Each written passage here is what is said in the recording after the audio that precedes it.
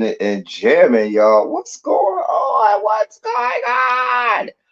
Hey, y'all. Hey, hey, hey, hey. What is up? What is up? What is up, y'all? We are here. Feel like I'm too close to y'all. I'm gonna back myself up. All right, that's a little better. So it is Saturday. Hey, hey, hey, hey. It is Saturday and it is time to get silly. It's Silly Saturday. We're gonna do what we do. I know. I've been distant. Life has been lifing. Um, but we are here. We are here. It's so good to have you all in the house. Let me say hey to y'all. Hey, L Love, my love. Patty Duke. Patty Duke. Patty, y'all know Patty Duke is one of my A1 day ones. We go back. Go back. Um, Hey Cams, hey Xavier, hey Bobo, hey Cookie. So last week I was where was I? I was out of town last week. I was. And and we I put up a video of the first ever Silly Saturday, which was so cool. I went back and watched the first Silly Saturday. It was so it was so cool to wax nostalgic on the first Silly Saturday. Like I vividly remember that show. I when I watched it back, I went, oh, hey Willie, Willie rolled it up in here. What's good, Willie? How are you? But no, we definitely enjoy. I literally watched it myself. Like when I put it up, I watched it myself. And just cracked up at old me. Did anybody go back and watch that Silly Saturday? It was a lot of fun. It was a lot of fun. We should have listened. The stuff we used to do and talk about back then. Which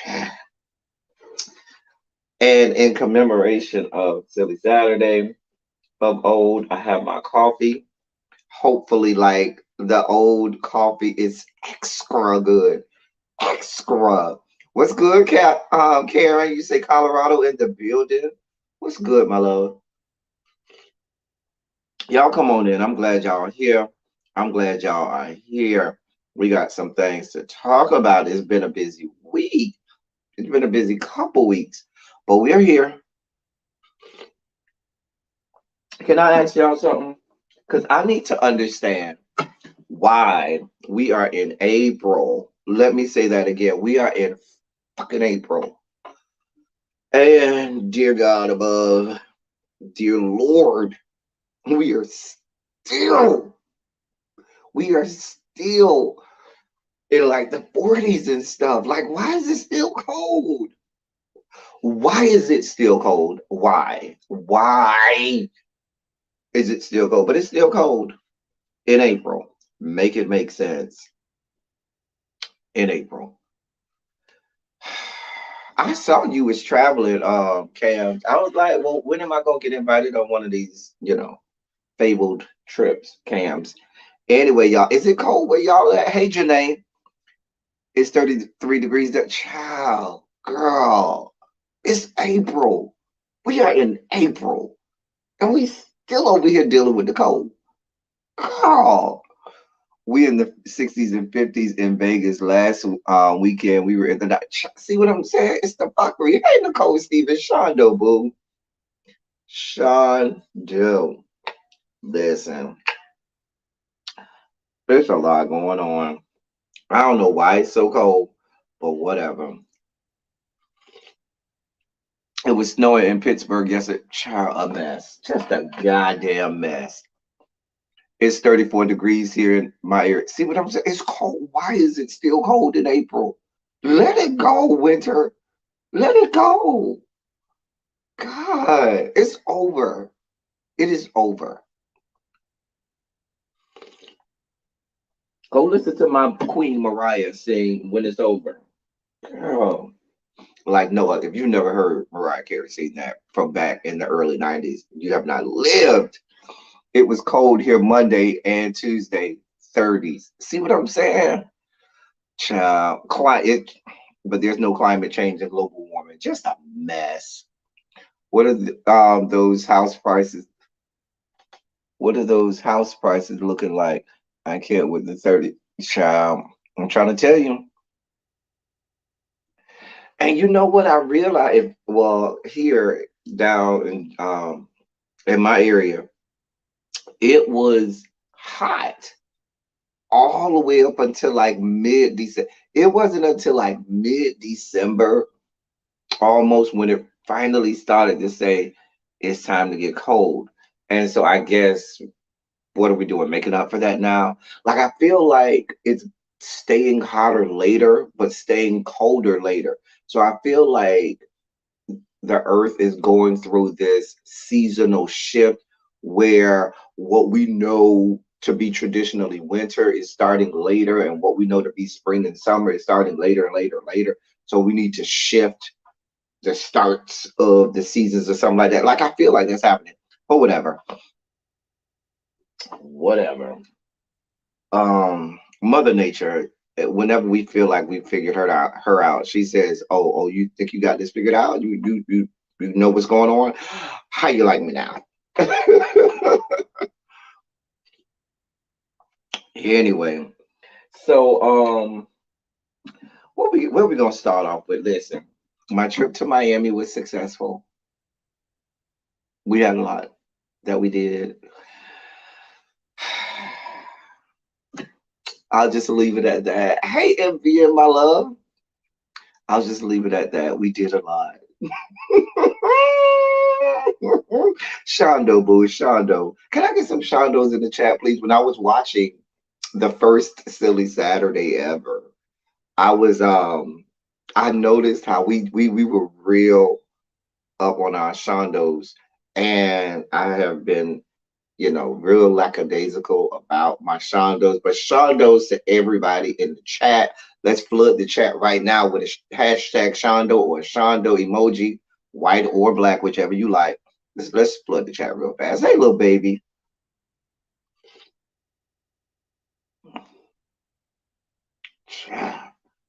Now, Xavier, you say you in Vegas? It ain't nothing to do in Vegas, dear God.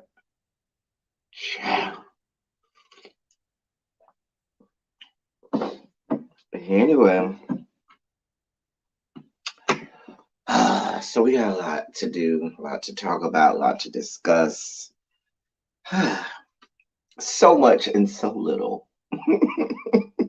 Y'all know whenever I feel like I don't have a lot to talk about, we end up being on here for like 1,000 hours. But then when we have when we have nothing to talk about, we end up being on here forever. When we have a lot to talk about, it goes boom, boom, boom.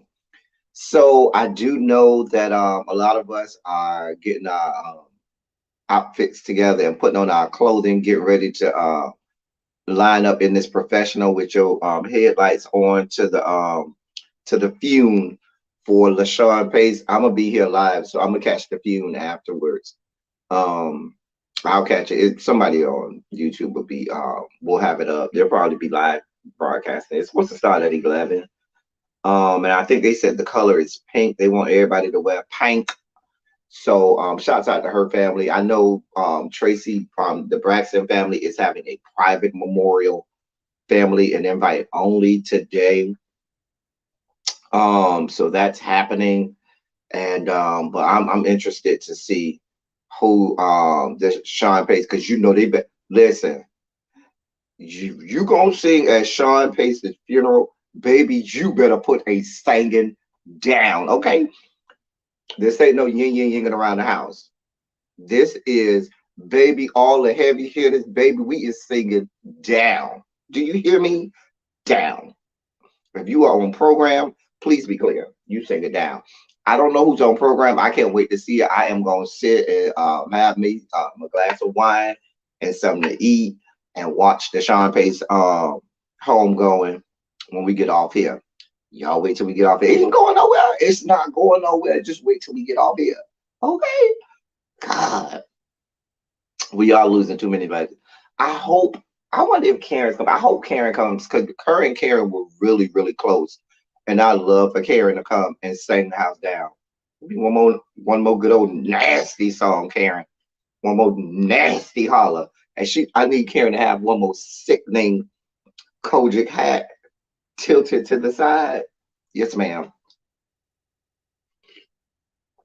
Who I don't want to be there and I don't want to hear is Kim Burrell. I've never, even before Kim Burrell revealed her homophobic self, I've never been a fan of her. Um, she has that real raspy, almost ethereal sounding voices, and I'm not a fan of that type of voice on female singers. I love it on a male singer, but on female singers, I'm not a fan of the raspy, ethereal voice. Um, that's why Brandy took so long to for me to like Brandy because especially in her early stages, she had a real like airy, ethereal, raspy voice to her, and I didn't really care for it in the beginning. But she's won me over a little bit, I guess. I just need a child. I don't think nobody gonna do act like you know it, honey. Cause they ain't gonna do it no justice. I saw a video last night where her sister Latrice singing I Know I've Been Changed, and while it was good. Now I've sang with Sean Pace in a choir when we had a group. Sean Pace, my church that I grew up in, and Jay Wilson talks about our church that when I was a little boy, I grew up in Jay Wilson when he was in college and he moved down to Miami. He was a member of our church. But anyway, um, we had a group that formed. We had our church mass choir, but then there was a group that formed out of it called Mark Cooper and Friends. And we had an album that came out early 90s. And on that album, that was like mid 90s. Yeah, kind of mid 90s, I guess. Hey, Tracy, what's good, my love? We had two songs. Sean Pace sang with us on two songs. Baby, she sang us down in rehearsals. Listen, I feel like when we were in rehearsals, um, she was singing better in the rehearsals than she did in the live performance. Mama sang, baby, we used to be in rehearsal. I used to be looking at her like, oh, girl. She sang what my favorite song she sang two songs with us. But my favorite song she sang with us was called Hold Out. And oh God, baby, we used to be in there singing down. She'd be like, no, she was real particular about her sopranos. Listen, because she is soprano, so she was always real particular, baby. She used to go to soprano. No, you need to sing it like this and go over there and holler and get one more good holler, baby. Live for sure. May she rest in peace. Like I said, when we get off here, we gonna go all going on over. They might still be in a good fume, I can see that being a 2-3 hour fume. They might still be in the fume by the time we get off here. If they is, we'll catch the tail end and then go back and red ball back. But I'm sure somebody like King Jives, he usually like posts those kinds of no, Tracy, we'll never call it Brandy the vocal Bible. She may be the vocal what they call them, the little tracks, the little paper leaflets that they pass out, tracks back in the day. If you grew up and you're a person of a certain age, you remember the missionaries and evangelists. They used to have these little leaflets that they would give to you, not like the Jehovah's Witness with the watchtowers, but they had these little leaflets called tracks, and if you read it, it would like you could be like it would bring you to Christ. It would, you could go through the sinner's prayer or whatever.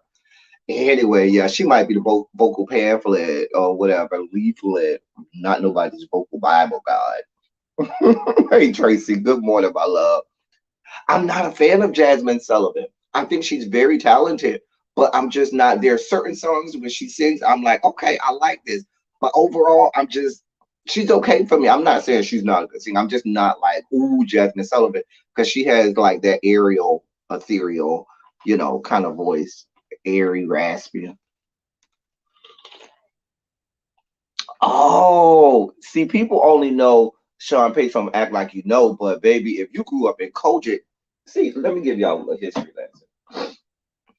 People know the Clark sisters, but if you grew up in Kojic, you know about the Anointed Pace sisters because it's like a million Pace. While it's a lot of Clark sisters, baby, it's a whole lot of Pace sisters, and all of them can sing.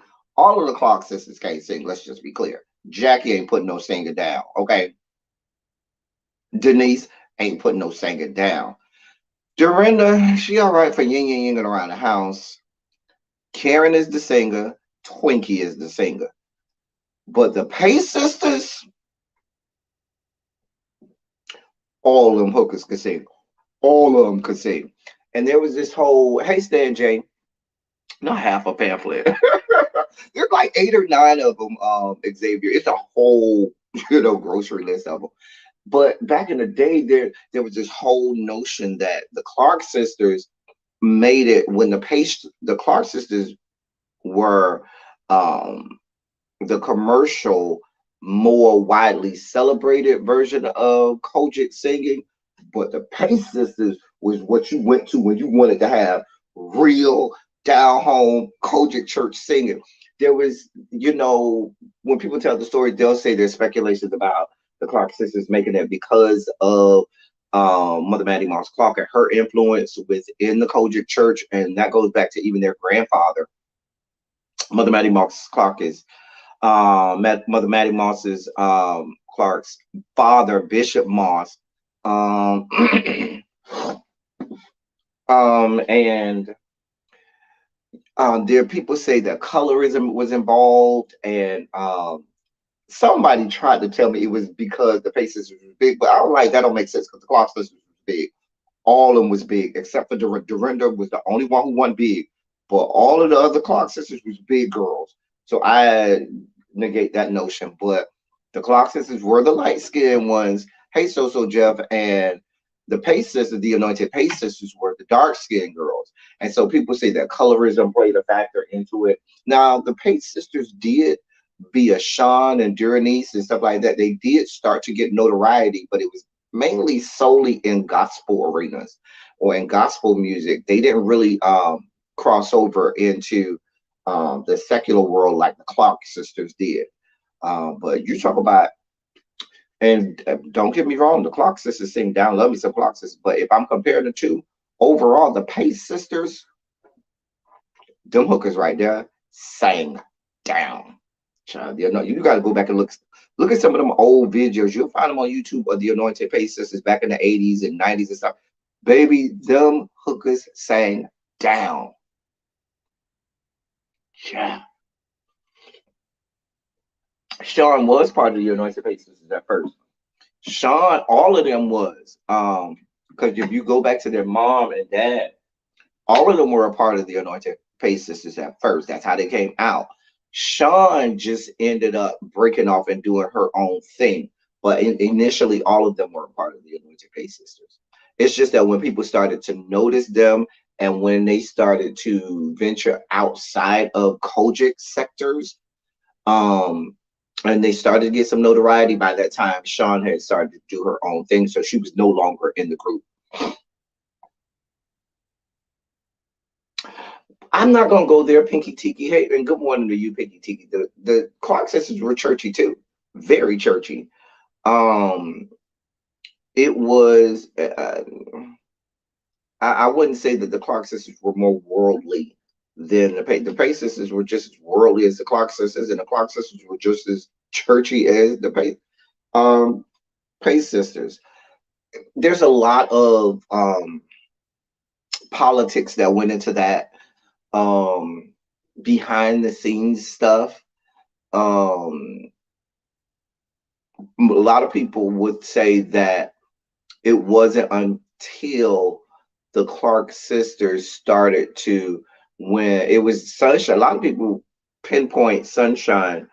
You brought the Sunshine as being that moment that took the Clark sisters stratospheric, because they tapped into the Stevie Wonder and the secular world, to infuse gospel music with secular music sound and world.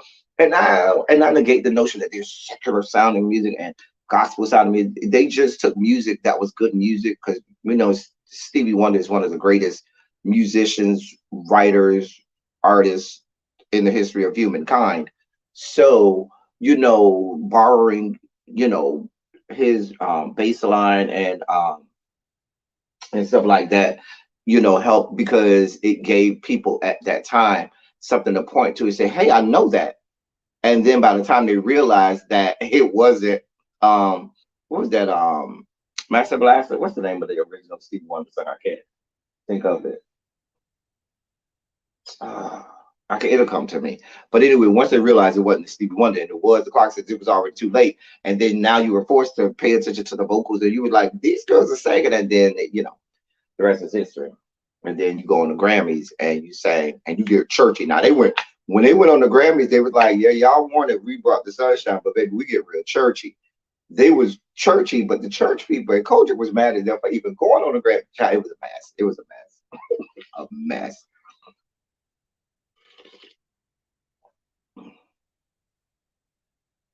Well, they didn't at first, but once people understood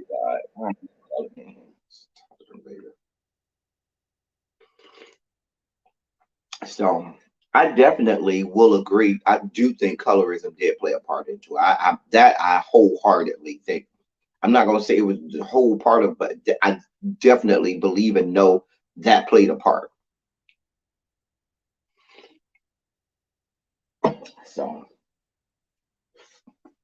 anyway, we done segued. See what I'm saying? We done segued all the way into Clark sisters and Pace sisters. Anyway, let me see what y'all saying. I remember when they were on Iyanla's show and one of the sisters was in Tyler Perry's "What's Done in the Duck Child."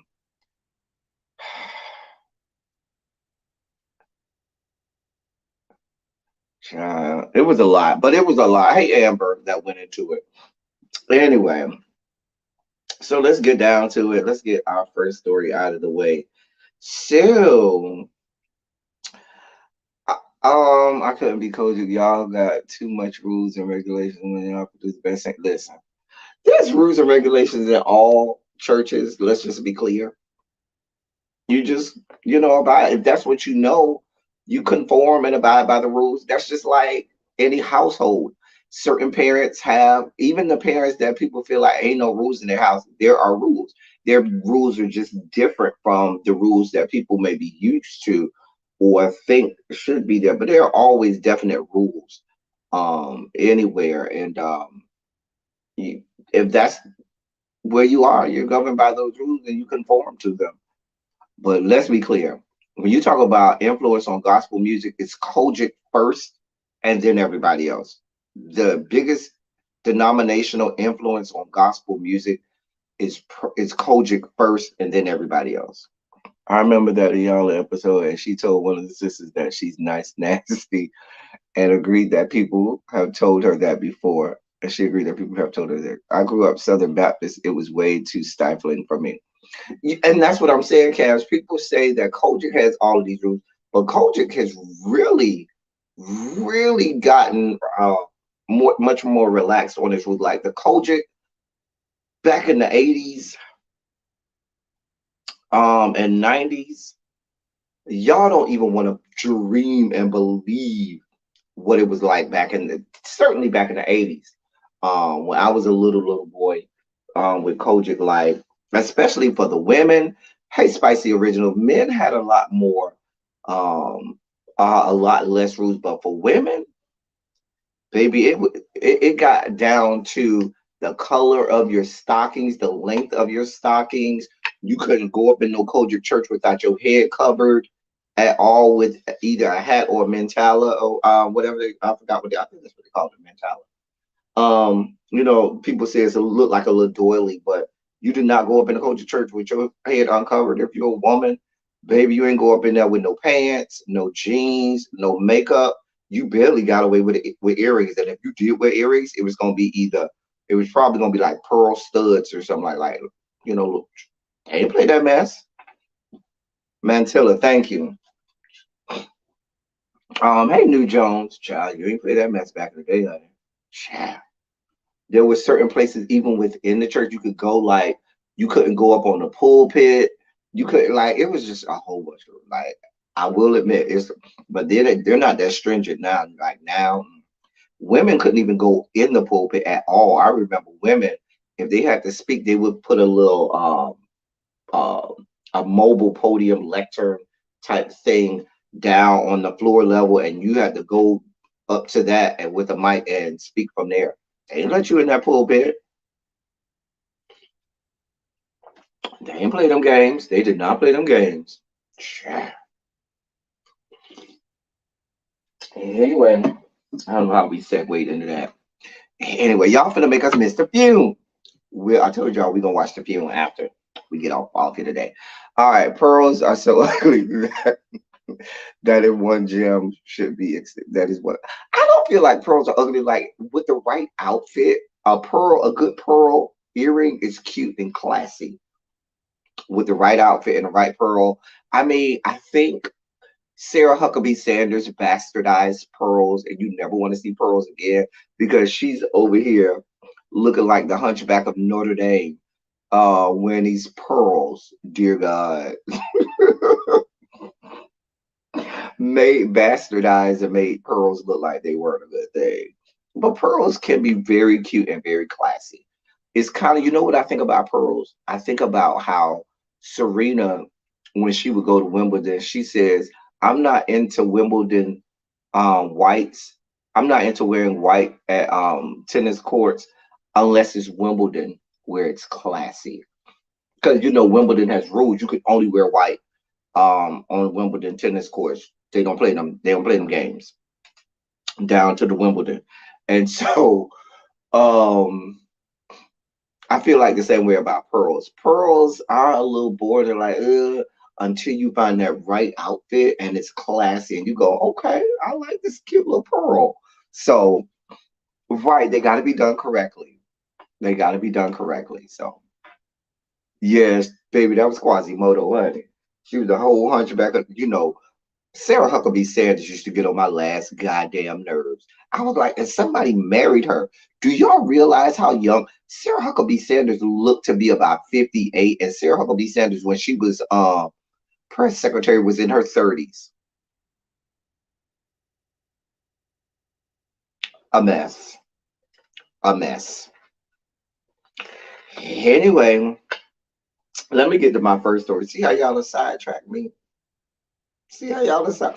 But we having a good time, y'all. We have another silly Saturday in like 2 weeks, so we gotta embrace each other. Embrace. Oh, I love y'all. We are back. Okay.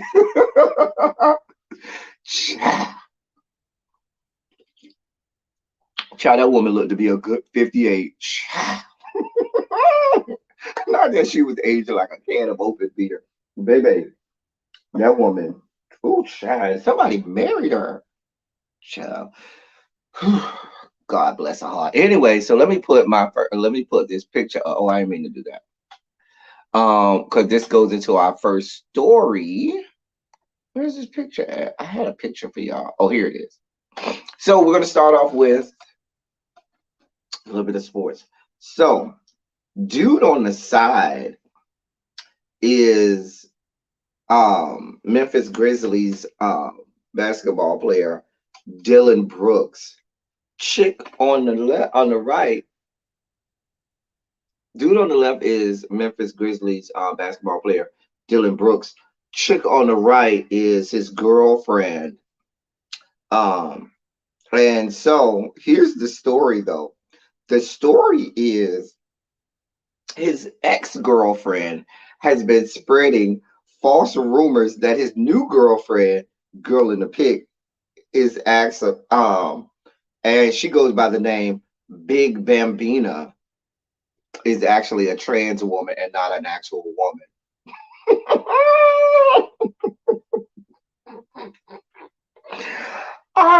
When I tell you I cackled when I first read this, I heard this. I said, oh, let me give y'all the story. Girl. So let me read this story. I got it from one of my favorite blogs, Black Sports Online.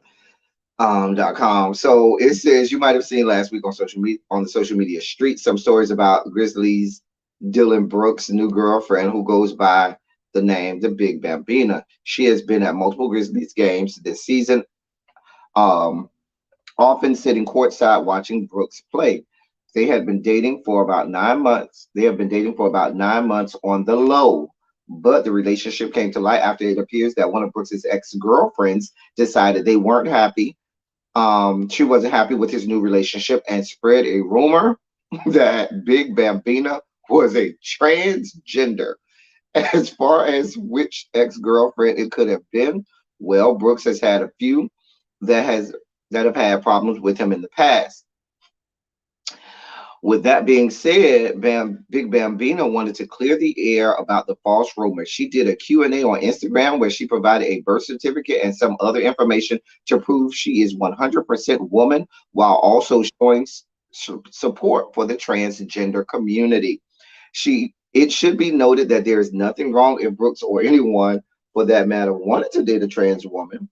That is their personal life and they are free to do whatever they want to do without judgment. The fact um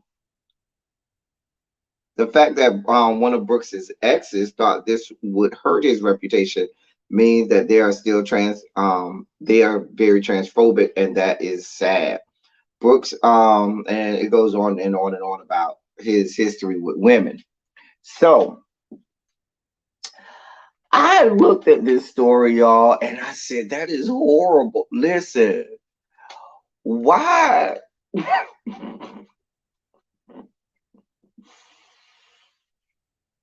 Oh,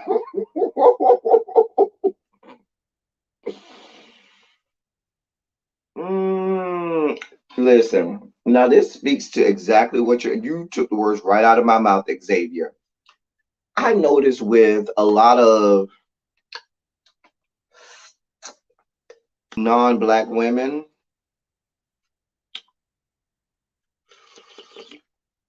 as I sip my coffee, this coffee is extra good today, who are doing everything in their power to look more black. It morphs into something that, how do I put this without being insensitive? It does make them look more trans. I will say like that. Like those of us in the community, when we see our trans sisters, we immediately know, oh, that's what my sis, that's how he says. We don't, and there's no problem with it. But nowadays, more and more and more, a lot of non-black women who are going to have all of these surgeries and so forth and doing all of these things to make themselves look more black or more whatever they want to look end up looking like some of our trans sisters who are actual males that are transitioning into female, and they naturally, if you are making that transition, you will be doing, getting, surgeries to make you more feminine and, aesthetically more feminine looking. But you have people who were born female that get these surgeries that end up making themselves look more male, which is the weirdest thing in the world to me. Like, it's the weirdest thing in the world that you're born a woman, you're trying to make yourself look more feminine by having these surgeries or look more aesthetically appealing. And when you do that, you make yourself look more masculine or male. I don't know. I don't know. But baby, I do think it's very like and I was looking at some of the, hey Nisi, I was looking at some of the comments. Hey Quintessential, my love. And people excuse me, I felt that coming. People are dragging the ex-girlfriend because they haven't said who it is, but they are dragging her because it's insensitive for you to be trying to say that this girl is trans and the girl is not trans, and then the girl end up having to come and show her birth certificate and show receipts and all this kind of stuff. Child, mm, I'm just saying, you getting ready for that good chapter? You better go into that chapter meeting. Mm, I feel another sneeze coming. But child, I don't be understanding. Like they end up looking much more masculine in their attempt to look more feminine. Child, it's a mess. But the fact that that woman, the fact that people believed it. Now, here's the thing: people believed it. which is why she felt the need to come on screen, do an Instagram live, and show her birth certificate.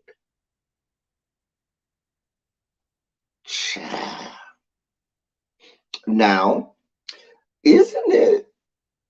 Don't we have states now where you can change your birth certificate, where you can change your gender at birth?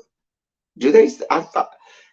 Now, I might be wrong. Y'all correct me if I'm wrong, but I thought that there were some states where you could change the gender on your birth certificate if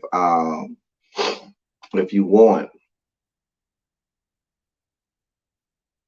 I mean, what does she got to do? Show her cooter? But even then, I mean, if you had the surgery, I mean, what do you need to show an ultrasound of fallopian tubes? That's I guess that's where we're going. We're getting to the point where now you would have to show an ultrasound of your fallopian tube because it's not enough to show your cooter. Because if you had gender reconstruction gender reassignment surgery, you would have a cooter. I mean, there are states where you have the ability to change the sex on your birth certificate. So the only mechanism we have to make sure that or to prove that you were born female would be to an ultrasound showing your fallopian tubes or something. I don't know, but like you said, MVN, they could be intersex, and intersex people could have fallopian tubes as well, but be born male. I don't know. I am confusion. I am confusion. What I'm not confusion on is I do see how people could believe that the woman was. I'm just say what you want. She do look like she could be.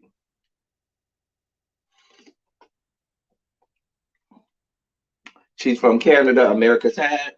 Mm, um, I don't know. The ex girlfriend was being malicious and petty when she did like that is petty as hell and that is vindictive and that is malicious. She is that gonna be the new thing? I guess she felt like she like the article said she was gonna embarrass him by saying that he was with a trans woman. Speaking of trans people, did y'all see that your boy Nature Boy now has a trans wife? Oh, that came out. When was that? Last night or 2 days ago? He was on Bigo for those people into cult figures and following cults. The Nature Boy cult leader introduced one of his new wives or queens or whatever he calls them, and it's a trans woman. And people were upset. Anyway, but I mean, if that's your leader, you kind of can't get upset. You just go with the flow, I guess. I don't know, Chuck. I don't. I don't know. Anyway, next story. Child, you know, call that woman a whole trans woman, and that woman is not trans. Child, we gonna get there, friend. We gonna get there. So, friend, do you not know that we have a program here? Let us do this. We got this. Let me unsheath. Let me unsheath the stories as we see fit. We're gonna do this. We got this. We're gonna handle this. We're gonna cover all the things. And when we get to the end, if we don't cover all the things, then you'll have the opportunity to say, hey, what about this? The typical racially ambiguous with the Brazilian butt lift and lipo and one too many such child. A mess. Anyway, in other news, um, mm, I'm just gonna read this headline. And y'all know how we do here on Silly Saturday. I read the headline and let that just linger. Where it is, dear God. Man's penis turns black and oozed foul smelling discharge after he injected it with cocaine.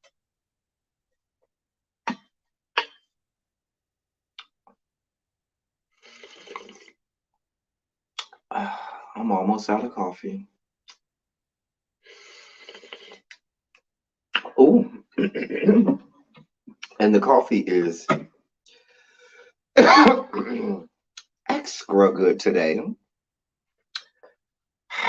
Why I got to be from Florida? Why do you automatically assume they're from Florida? God, y'all always accusing us Florida people of stuff. Then leave us alone. God.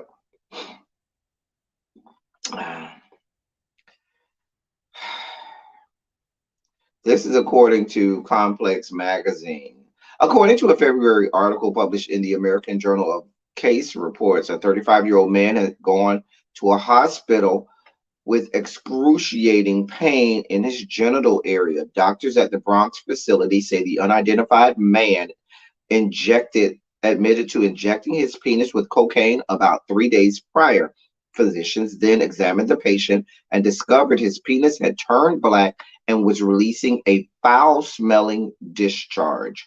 The reports state the man had injected the drug into the dorsal penile vein, which runs down the shaft. That's the big vein. If you know, that's the vein, that vein, the vein. Those who are into penises know what I mean. The one that runs right down, the middle of the penis, right there. That one on the top of the shaft. The big vein that you look for when it gets there, that vein. Anyway, guess he wanted to, get high, quick. Let me keep going. Uh, the report states the man had injected the drug into his dorsal penile vein, which runs down the shaft.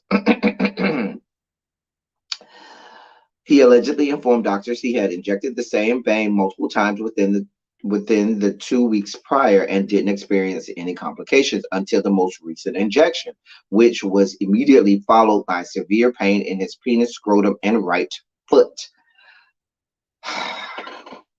Though doctors found there was no crepitus, the noted swollen and tender lymph nodes in the groin region, as well as swelling and ulcers on the scrotum junction. God, why does this thing keep jumping? And the ventral proximal penis. Urine tests also came back positive for cocaine, cannabis, and methadone. After the man refused to cut off the dying tissue, he was given a cocktail of intravenous antibiotics for 5 days. He was then prescribed a 5-day course of oral antibiotics, which he was told to take after his discharge. The patient reportedly declined to go to rehab and was never located for a follow-up. It is unclear if he made a full recovery. According to the article, the man had a long history of intravenous drug use. Although cocaine is typically snorted, it can be injected, smoked, or rubbed into the gums. Intravenous drug users should be counseled to seek help. And boy, goes on that. Da, da, da, da. So is that going to be the new thing? Now, these girls love to do Tina. They love to do meth. They love to do heroin and the coke and all of this stuff. Is that the new thing? Now we're injecting it into the vein and the pain. Like, do you have to get hard? Like, how does that work? Because when you're not hard, like when it's soft, normally the vein, you kind of don't see it until you get now. When you get hard, you see it. But kind of when you're soft, you really don't see the vein. So I don't know, Nicole, if the twig and berries are dried up. I mean, I don't know. Now, friend, that's the thing now. A lot of the girls, they now ingest drugs through the anus, or the rectum. Hey, Abby, that's a big thing because, and doctors and medical professionals will tell you the lining of the rectum is very pliable and permeable, and it's much easier to ingest drugs anally than in a lot of places in the body. So a lot of people, the girls, I'll say, that's over the years, that's become a big thing where they will do drugs anally. And It's a whole thing, and it hits the bloodstream much quicker that way. But my question is it now where if you wanted to go straight to the blood, because let's think about it, like if you get a wreck, a lot of blood does flow to that area, and but once it goes down, that blood will then immediately, quickly, you know, spread out throughout the rest of the body. So it, if you know about physiology, that would be a lot quicker way to have it, race throughout more of the body quicker.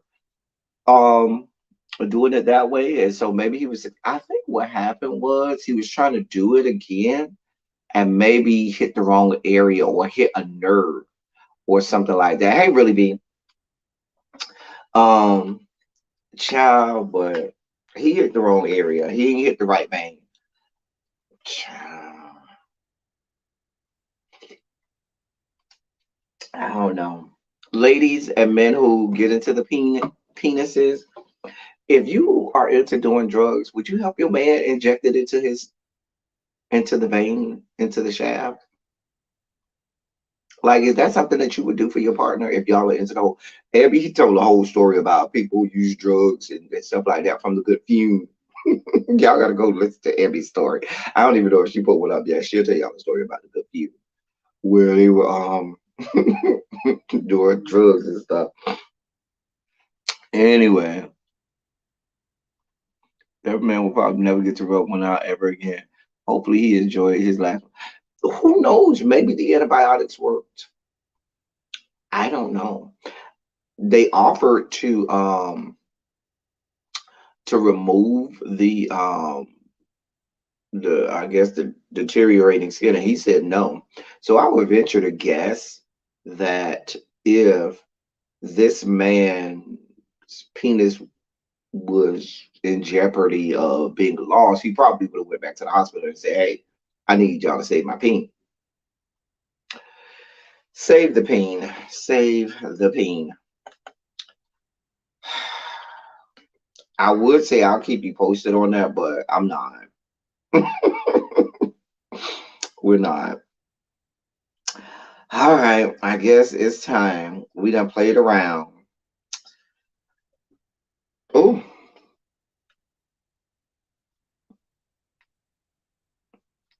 and now, ladies and gentlemen, what time is it? Y'all know what time it is. Y'all know what time it is. Sugar spike, sugar spike, sugar, sugar, sugar, sugar, sugar spike, sugar spike, sugar spike. Sugar, sugar, sugar, sugar, sugar, spike, sugar, spike, sugar, spike, sugar, sugar, sugar, sugar, sugar, spike, sugar, spike, sugar, spike, sugar, sugar, sugar, sugar, sugar, spike. It's sugar spike time. Yes, ladies and gentlemen, it is that time in the program where it's time for a good sugar spike. I don't really get into poppers like that, child. They make my head spin. I can't do it. Our snack of the day, as we were traveling, we had to go back to the Bucky's and get us some more Bucky's gummies, which is so good. Down to the Bucky's. And so that's what we'll be eating today. Hey, Nisi.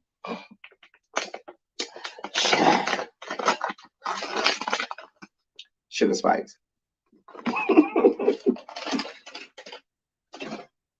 So, mm, so y'all, where to begin? Where to begin? We'll start with good news. I start you off good, and then we'll let the train wreck begin. So,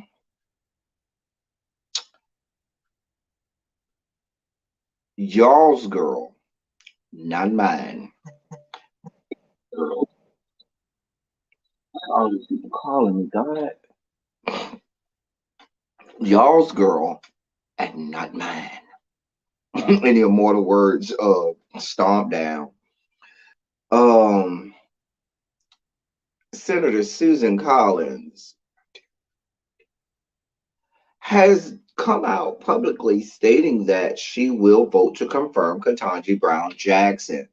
I mean, that's not a far leap because if you remember, she was one of the senators that voted to confirm Ketanji Brown Jackson to the DC Court of Appeals, along with Lisa Murkowski and Lindsey Graham, the same Lindsey Graham who's out here trying to tear down Ketanji Brown Jackson as if she's the worst person on the face of the planet. When just a couple months ago he voted to confirm her to the DC Court of Appeals. Make it make sense.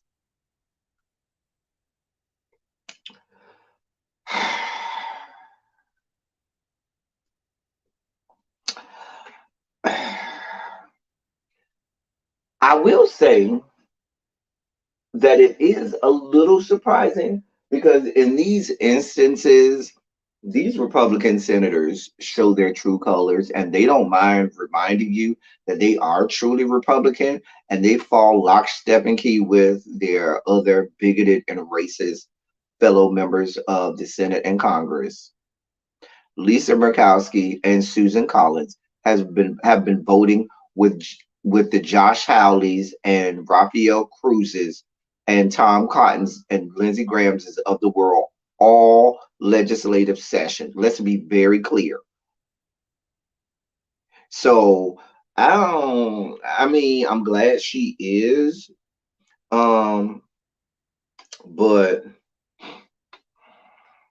she's come out and stated that she is going to support and vote to confirm Ketanji Brown Jackson. Now, the good thing about this is that gives us well over the 50 at this point. I think Lisa Murkowski, she hasn't announced, but for all intents and purposes, um, coming out of Washington, it is being said that she's going to go ahead and vote to confirm Ketanji Brown Jackson as well. Um, but the reason that's significant is the senator out of oh, I can't remember his name, but there's a senator who just had a stroke. We talked about that a couple weeks ago, who had a stroke, and I can't remember his name. We talked about it here on um we talked about it here on silly either on Silly Saturday or on the politics of it all. But the he had a stroke and so he's not in DC, and that's a vote that would be there to help get to that 50. So with hey Tabitha, what's going on, my love? So with that Democratic senator who had the stroke, God, I can't remember this man's name. Um who had the stroke, that's one thank you, Cams, yes, that's who it is. Ben Lujan. And he is going to be out for a few weeks. And so that was a concern that with this confirmation coming, whether or not they would get the 50 that they needed to push Ketanji Brown Jackson over the threshold. And it does look like we'll do that. Like I said, everything coming out of Washington is saying that Lisa Murkowski will also do the same. The only issue we have with Lisa Murkowski is she's in jeopardy of being primaried in Alaska because she is up for reelection. And you know, when people are up for reelection, they'll do some crazy things in order to keep their Senate seat. Susan Collins just won. She just won her.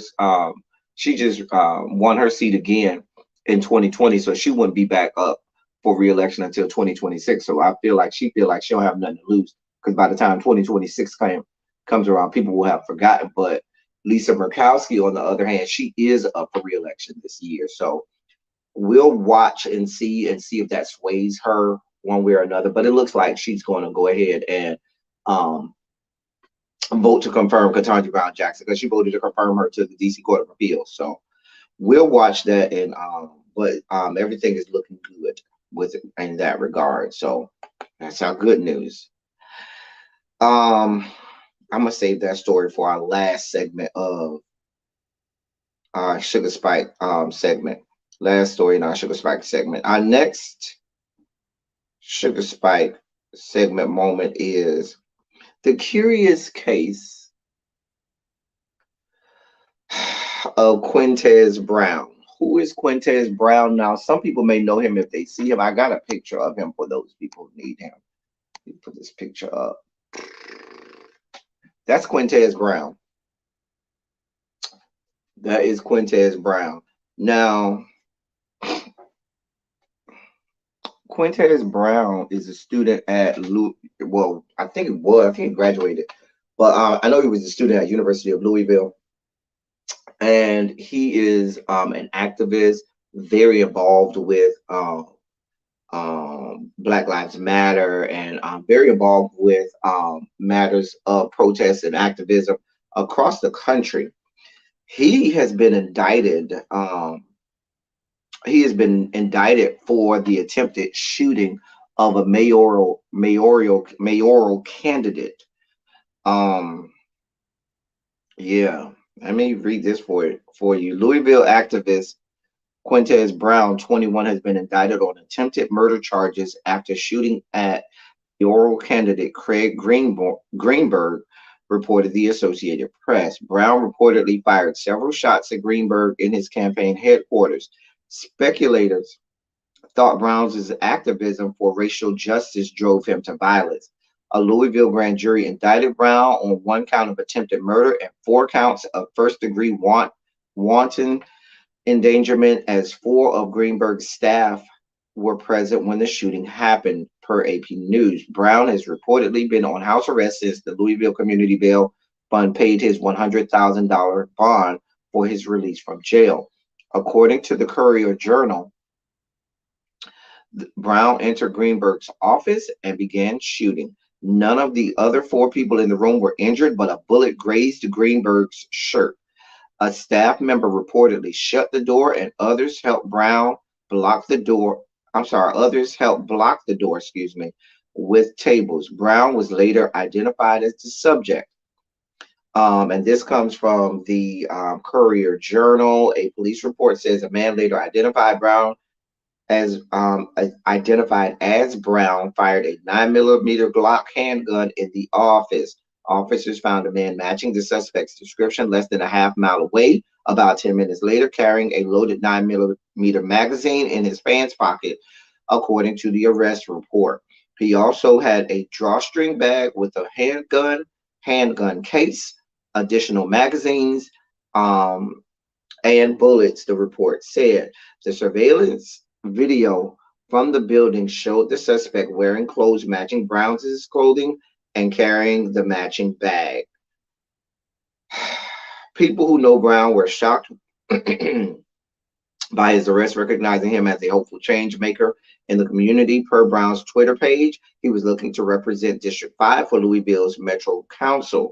Brown's attorney, Rob Eggert, told the Courier-Journal Brown was a senior at the University of Louisville and an MLK scholar, and had founded a group called From Fields to Arena, dedicated to political education and violence prevention. Where am I?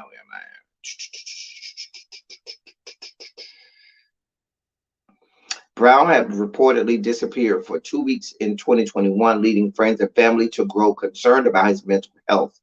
His attorney said when he met with Brown, he seemed to be having mental breakdowns and needs treatment, not prison. So they've confirmed that it was him. Whether or not they had surveillance from the office, it was him. It was him. If they had surveillance from the office, he was there. It was him. His face is on the surveillance.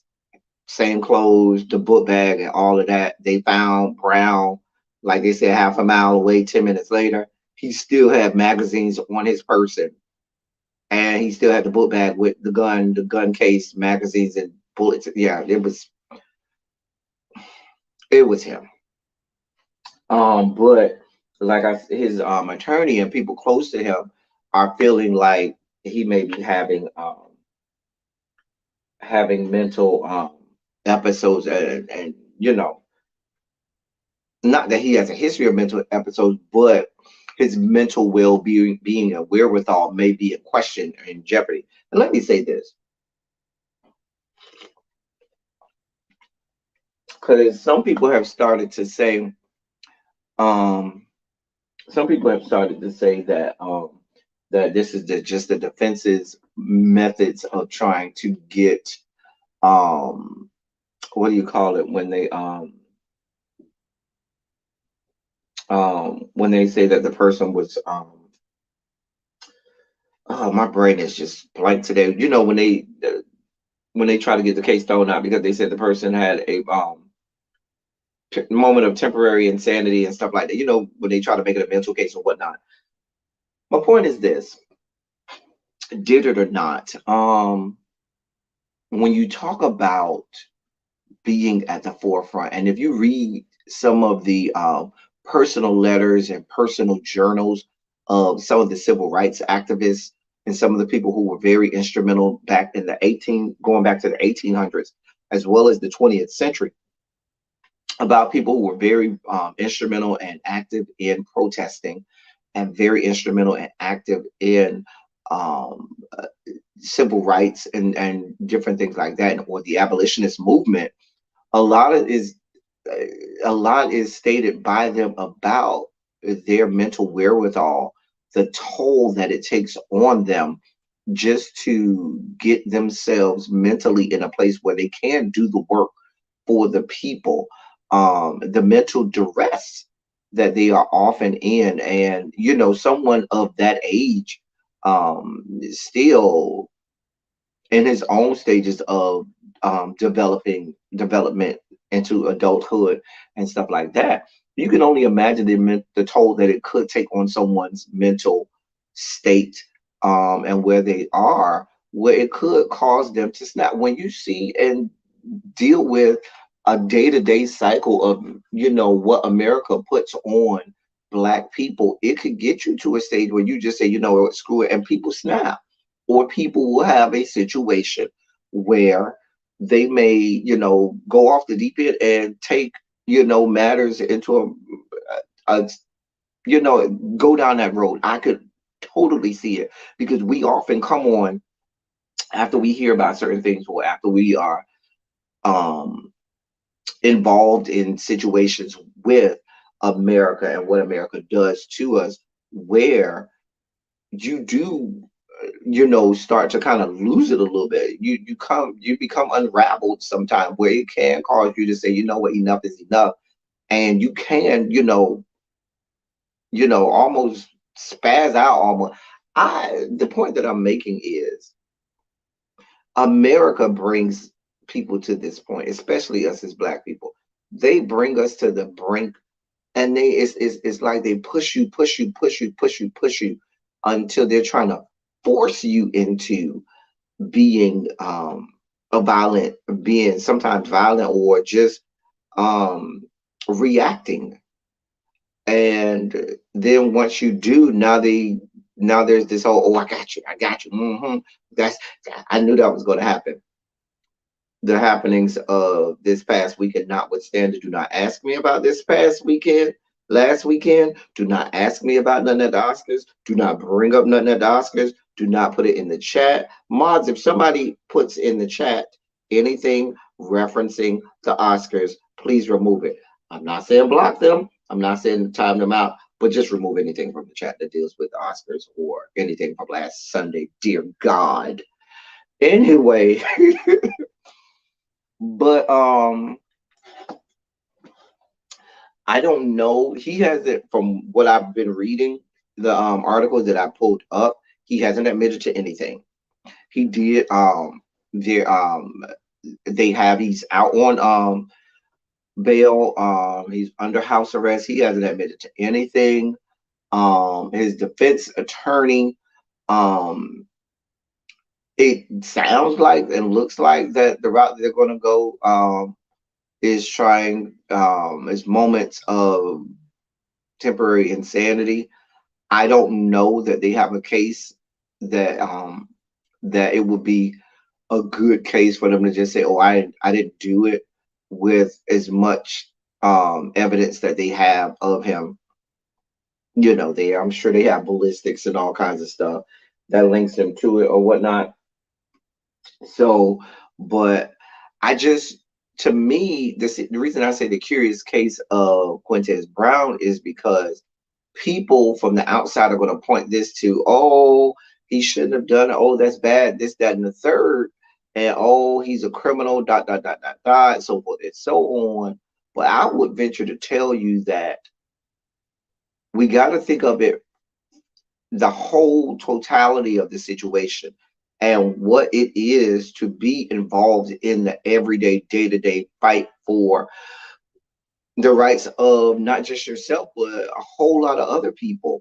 The day to day toll that it takes on someone's mental stability, just being black in America, much less being black in America and on the front lines of trying to fight for just human rights and, you know, racial justice and so forth. That takes a toll. And I agree wholeheartedly. I don't think that the man needs a prison. I think he does need some therapy, some counseling, some the ability to become mentally to take stock into where he is and his mental faculties. I wholeheartedly believe that, and I would hope that we can get to that point. Knowing the American criminal justice system, I don't see it happening, but we'll see. We will see. Um,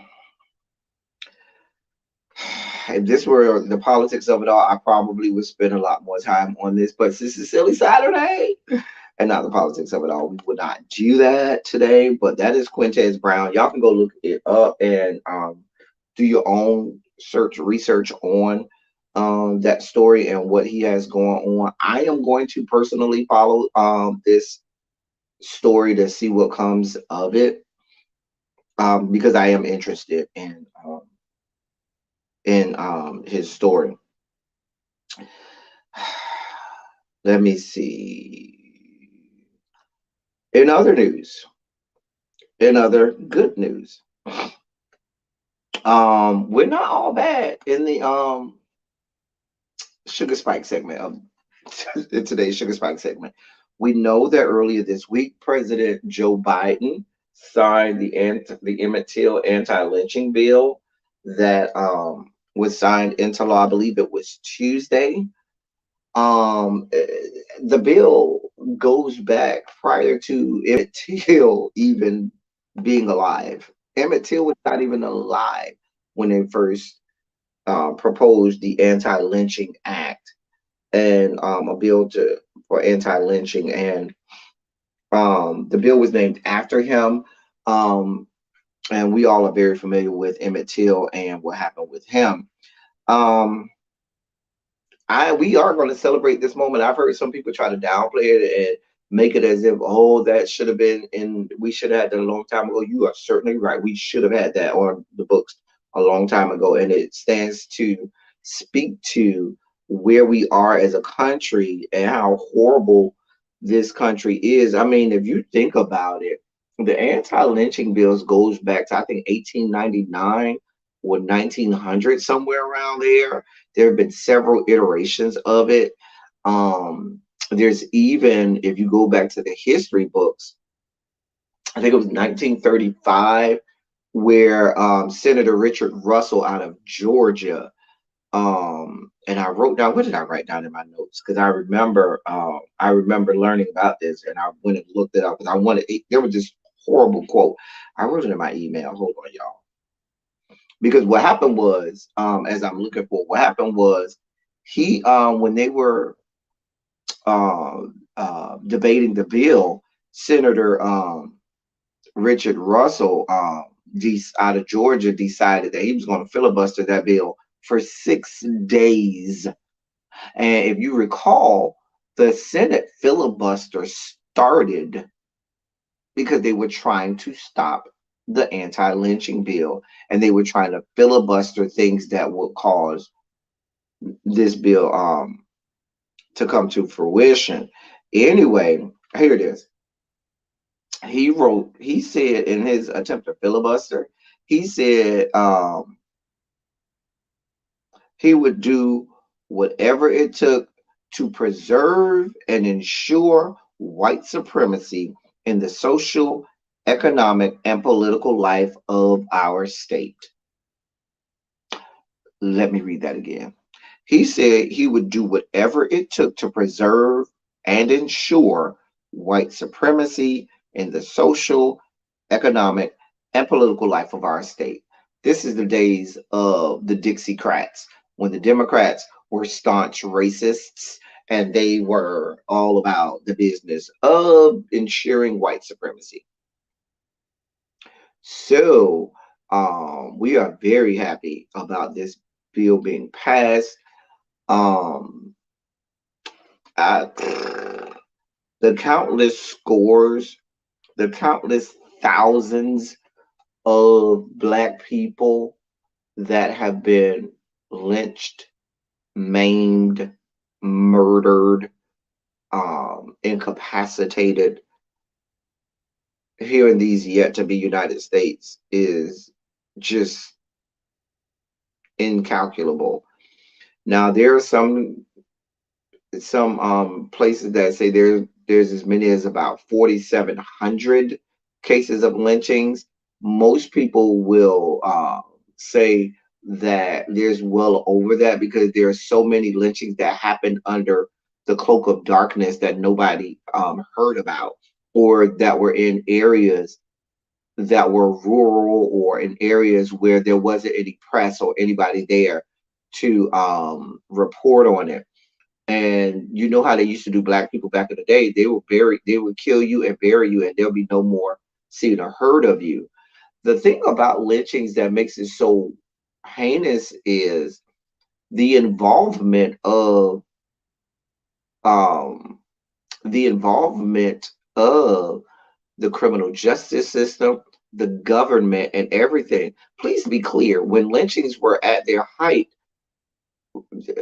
the government, our politicians and people looked to the side, and some of them didn't look to the side. They looked at it and okayed it and said, go ahead, get them. And sometimes helped, aided, and abetted in it. If you look in the South, there are trees that are still up today that are known lynching trees. I give you a perfect example at Florida State, my beloved alma mater. There's a tree directly across the street from DeGraff Hall.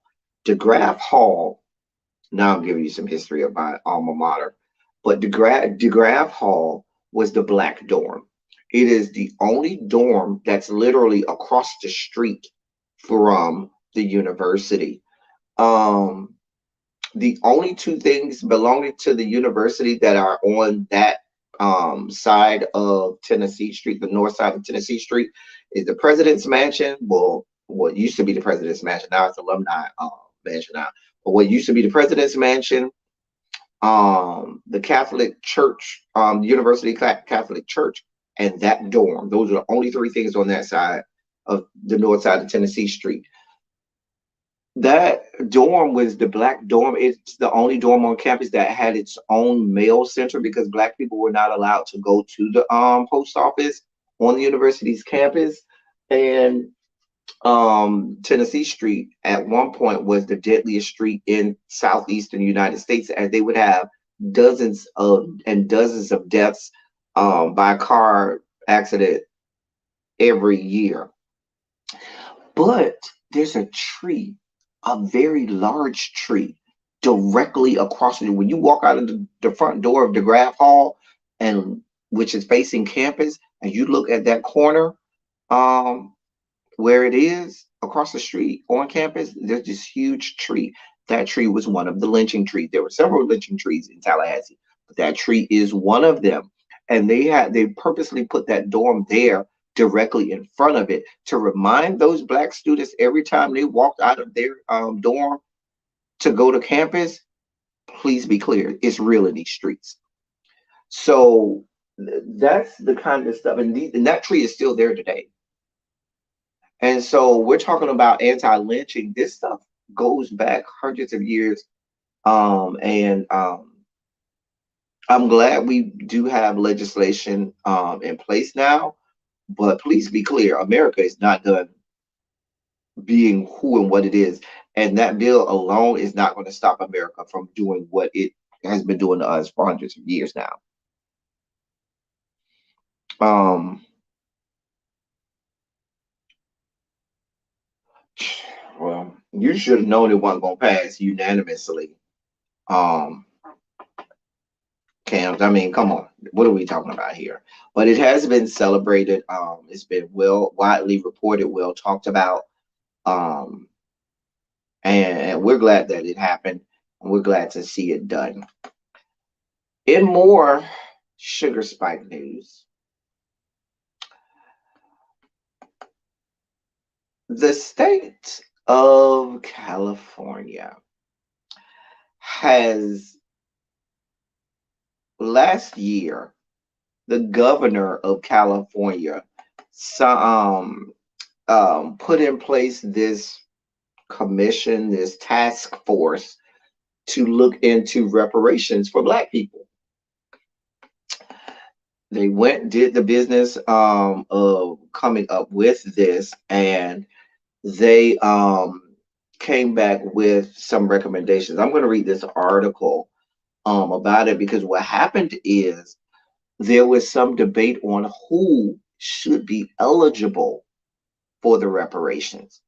So let me read this article and then we can have this discussion. This is a closed door family. When you start to talk about this stuff in this article, it becomes a closed door family discussion. People who ain't Black, this ain't mm-mm. This ain't your time to chime in. This ain't your time to be involved. I'm not going to even say this is your time to sit back and watch. This is your time to go to another room and find something to do. This is your time to go to another room and watch a movie or whatever you need to do, because the discussions in this article or surrounding what came out of California this week is a just family discussion.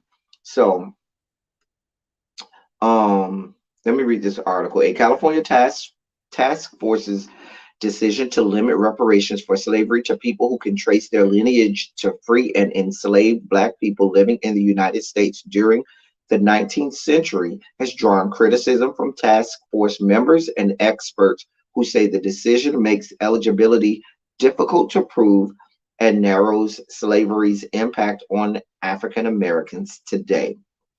The committee convened in 2020 through legislation signed by Governor Gavin Newsom, delayed deciding who would be eligible for reparations in February. Some members wanted reparations to go solely toward descendants of Black people during the 19th century, while others argued financial reparations should go to all Black people in the state, regardless of lineage, including Caribbean and African people. The task force voted 5-4 in favor of limiting compensation to direct descendants. Civil rights attorney Lisa Holder, a member of the task force, argued in favor of expanding the pool of those receiving reparations. Quote, anyone who has some proximity to those harms is a person with Black skin and is a person with Black skin needs to be included in the broader class. Then we then we can decide to them. Let me read that over. Quote, anyone who has some proximity to those harms and is a person with Black skin needs to be included in the broader class. Then we can decide to then differentiate in terms of who gets more reparations. But we can't just exclude people who were harmed right off the bat, Holder said before the vote Tuesday. Javon Lewis, a University of California, Berkeley professor and task force member, voiced support for limiting reparations. Quote, and so we're talking about reparations being the opportunity for African Americans who are foundational to this country being able to identify themselves and be identified as a distinct group, Lewis said at the hearing. Tony Burrows, the founder and CEO of the Center for Black Genealogy, told ABC News there are several issues with using Black lineage to determine reparations. One is faulty oral history, family stories changing as they are passed down from generation to generation. Another is that many records of those enslaved are not readily available, and there is limited written history of enslaved people. Names also pose a problem for those seeking compensation, Burroughs said. Family names have changed since the 19th century. Names were also spelled differently back then, he said. The task force also faces questions about what constitutes reparations. Direct cash, quote, direct cash payments is only one form, but then there's also restitution and then satisfaction in the more symbolic forms of reparations, like a formal apology commemoration. Camilla Moore, an attorney and chair of the task force, told ABC News. And while the task force can create recommendations, their findings will not automatically become law. It will then have to be taken up by the California legislature before it can reach the governor's desk to become law. Quote, that's our biggest hurdle of finding 41 votes on the assembly side once we're finished with this project, and 21 on my side of the house to get this to the governor's desk. And hopefully he'll add his signature to whatever we come up with that we feel will not make people whole, but at least try to recognize and address it makes a level of atonement. California State Senator Steve Bradford, a task force member, told ABC News. Reparations have been paid out to other groups in the past. The Federal Civil Liberties Act of 1988 granted reparations to Japanese Americans who were interned by the U.S. government in camps during World War II. The act gave each surviving victim an official apology and $20,000. Quote, there were a lot of folks who weren't born during World War II when the Japanese were interned, but the state in this country found a way to pay reparation to Japanese Americans. We have been at the table making sure that they were made whole. End quote. That was from State Senator Bradford. The task force says it plans on publishing its first report findings in June, focusing on the history of enslavement and its effect on African Americans, including mass incarceration, poverty, and Jim Crow era segregation. The task force's recommendations, regardless of the outcome, could set a precedent for the rest of the nation on reparations for slavery. I know that was a long article. I know I read a lot, but there's a lot there. Let me also introduce this last part to you. If you recall and you may or may not know, last November there was a reintroduction of HB I'm sorry, HR for HB 40. Thank you. I had to remember the name of the bill. So and what is that? It is a bill in the House sponsored by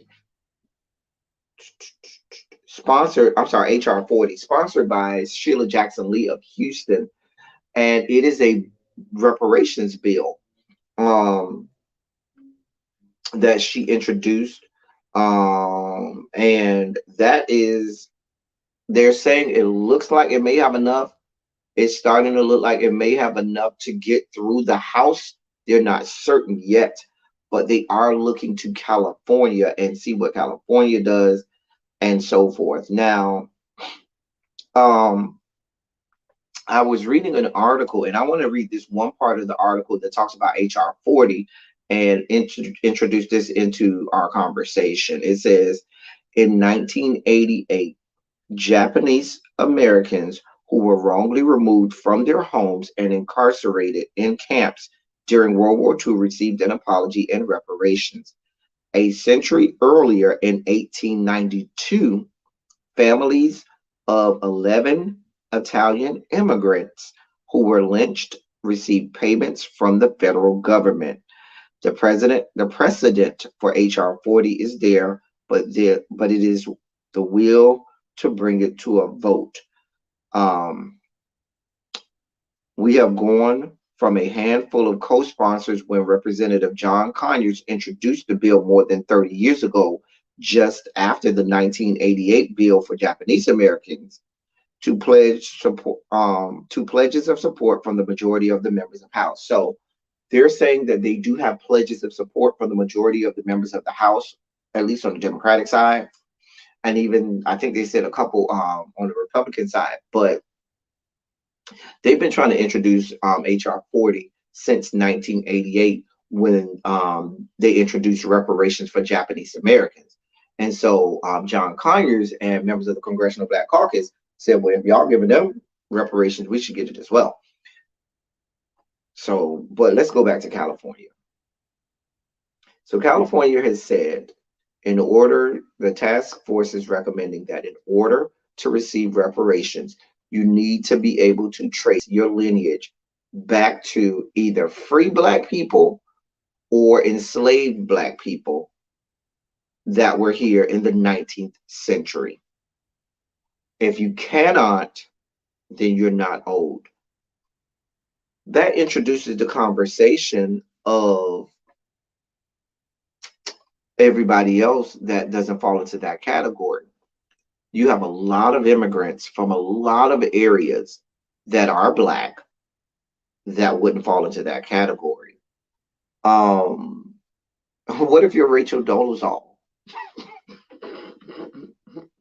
I'm just being funny there. But the problem is this. I have an issue with necessarily tracing lineage because I could be somebody who's white. It's very possible that you could today in 2022 be someone who is white and can trace your lineage back to someone who was a Black person, either slave or enslaved back then. I'll give you a perfect example.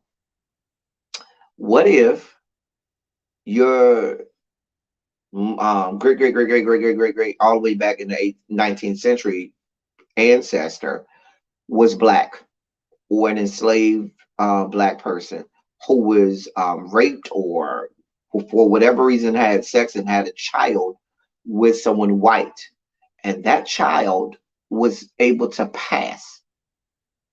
Then, because a lot of times you would have a child that was very, very fair skinned. Hey, Diamond Pearl Jim.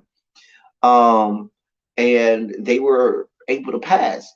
Mom might be, jet Black.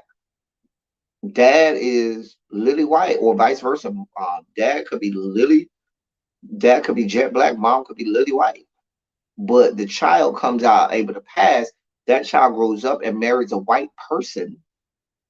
They have children, and it goes on and on and on. And in 2022, now all of these people grew up thinking and believing, hey, I come from, a white heritage, dot, dot, dot, dot, dot. When we go back down to their lineage, knowing that they could, trace their lineage back to, someone who's a slave. Are they owed reparations? Because let's be clear. We got to talk about what the reparations is. Who is it for? It's so complex of an argument. Like, okay, when we do receive this reparations, are those people not? Is that white person not owed reparations because their ancestors were slaves, but they don't receive any of the repercussions and ramifications that come with that because they are quote unquote a white person and they don't know what it means to be Black. They have no identity of being Black. They don't identify as Black, but they can trace their lineage back to a Black person. Are they owed reparations? Would that be fair? Is it fair that people who may not necessarily be able to trace their lineage back to the 19th century in America, but still are subject to the ramifications or the consequences of slavery, are they not owed something? It's a very complex situation. It's a very nuanced conversation. It's it's a murky and muddy conversation because it's not just black and white. Um, there's a whole contingency of black people that are here for saying, nope, if you came over here as an immigrant, you don't need to have no parts of the reparation because y'all wasn't here at that time. Um, when we start to have these conversations, there are a lot of immigrants that will admittedly say, I don't want no parts of black Americans because we're better than like I'm from an area where there's an elitist mentality or an elitist ideology that comes from immigrants to America, black immigrants to America, with regard to black Americans. They look down on black Americans. They believe that they're better than black Americans. Um, it's Let me sip on my good coffee. I don't know. Let me read y'all comments. Because when I started to read the article, it really started to open up the conversation. Let me see what y'all, I'm way behind on comments.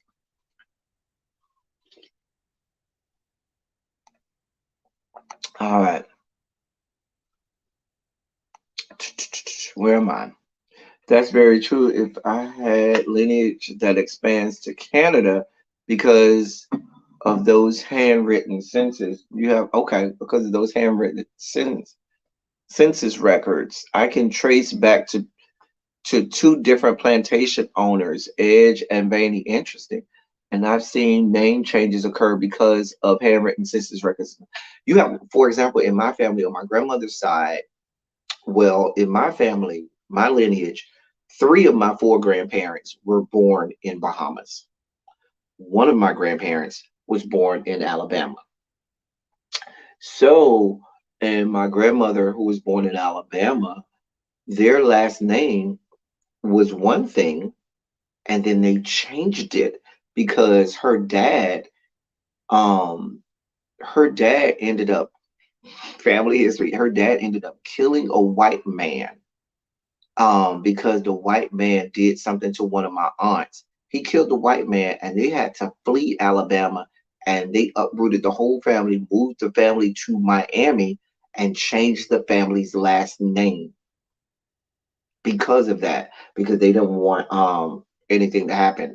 It's in my family history. My family been about their life going back to my ancestors. I told y'all my family they like to fight people. So, but anyway, so what happens to because our family name is changed. So that's I have traced mine to 1785. Give me my money. A Caribbean. I'd probably have to get my reparations from the old hag at Buckingham Palace, but I'd wonder how that will work because some people may make the argument, okay, if you came from another country, your reparations are owed to you from that said country, not necessarily from the US, even though you live here now. That brings in what percentage of black people constitutes as black. That here it is. There you have it. Hey, it's me, D. Hey, my love. True reparations would have to be a globalized and very nuanced effort.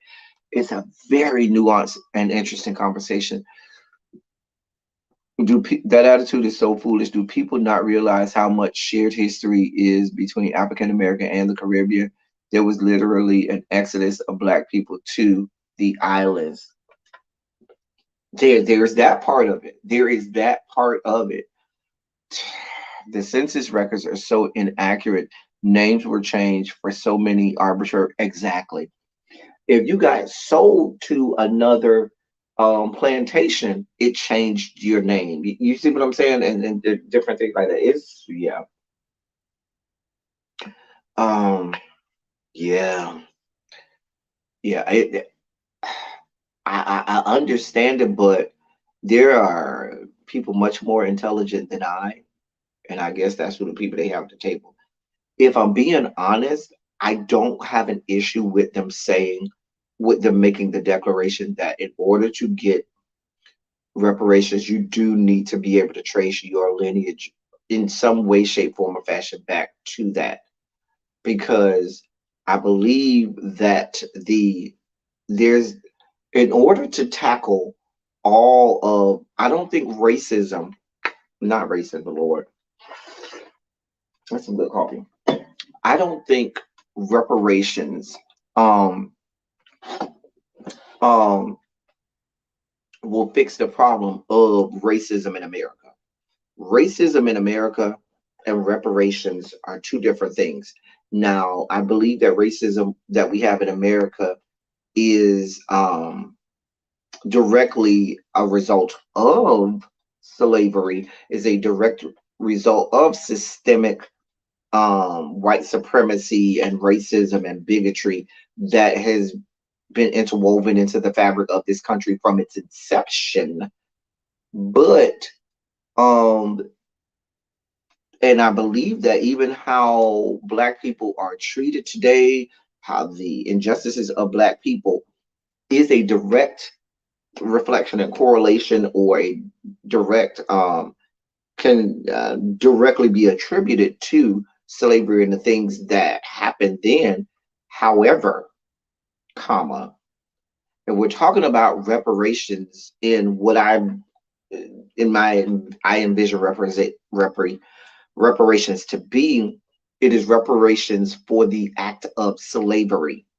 I don't think that reparations is to help, because is was designed to be a penance that America is paying based on how they treat Black people right now, because that's not changing, and I don't know when that will change. But if we're talking about the original sin and Black people who were stolen from their own country, who were not allowed to be full-fledged human beings, and who were accosted and who were killed and who had all types of atrocities happen to them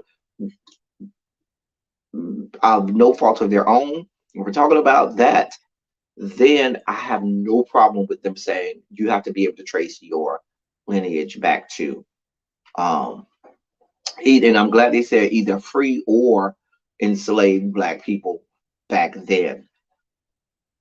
The gray area is, to me, is where we draw the line on what I said earlier. Where does that end? Because there could be white people right now who can trace their lineage back. It's interesting. Let me see what y'all saying. Let me see. Let me see. Tabitha says, nails done. I can finally type. Going back to the mental health of the Black advocates, I can relate. I often have to take mental health breaks from just speaking on the abuse. I'm telling you, it's very, it changes you. It when you are often dealing with that, there's a certain heightened level of mental duress that you go through because you're almost living through it yourself. My grandmother's father's original last name was Kennedy. It said his father is Native American because of his hair, and I've seen one census where he is said to be from Canada. Interesting. It won't fix racism, but it could fix the financial inequality that has sprouted from it.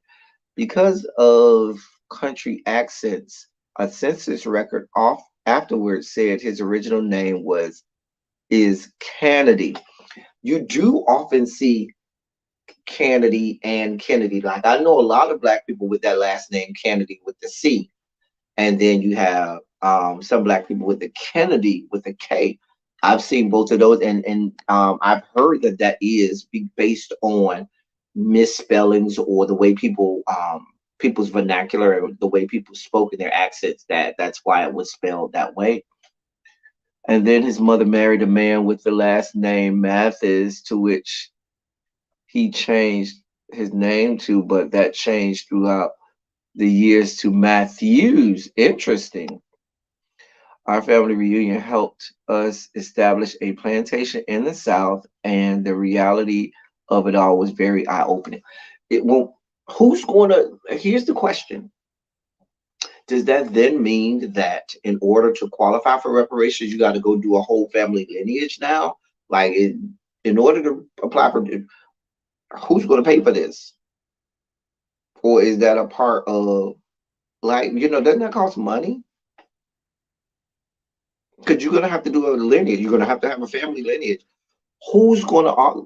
When do we decide who are the authorized companies to do it?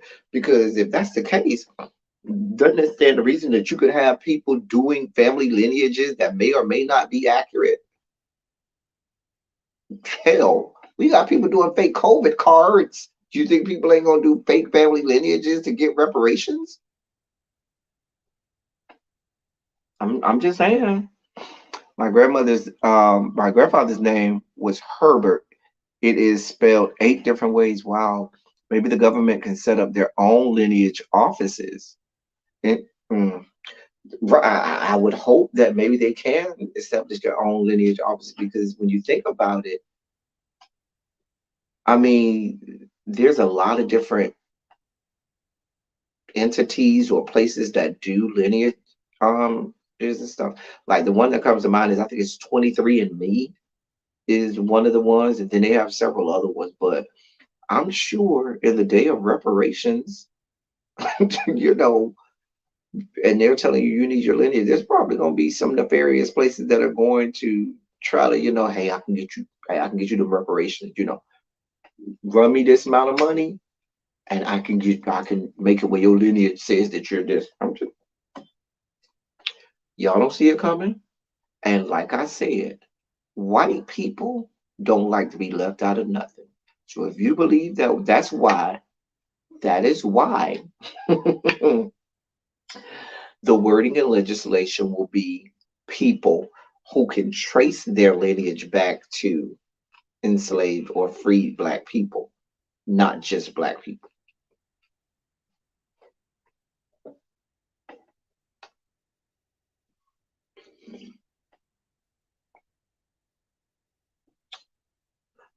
I've often said I want to pay for 23andMe. I haven't done it yet, but I said that I would do it because there are so many holes in my history. Listen, but it does open up the conversation because when people start to think about reparations, I think that they'll be thinking about it as payment for being black in America today, as opposed to atonement for the slavery that is America's original sin. And though we have a lot of black people in America today that receive some of the repercussions and reverberations of that first sin, that is different. Well, I don't know. This is very interesting. When the European Americans decided to give reparations to the indigenous people, many European Americans were able to pay to get added to the list. History repeats itself. Exactly, Yafferty. I'm telling you, that's gonna happen. White people so advantageous and craven couldn't put shit past. Listen, if I'm telling you, white people would not be left out. They don't want to be left out of the culture. Anything we have, they want a part of. See Rachel Dolezal and so many other people. Dear God.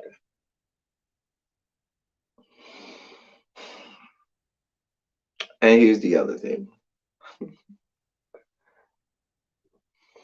Black people weren't the only people that were slaves at that time.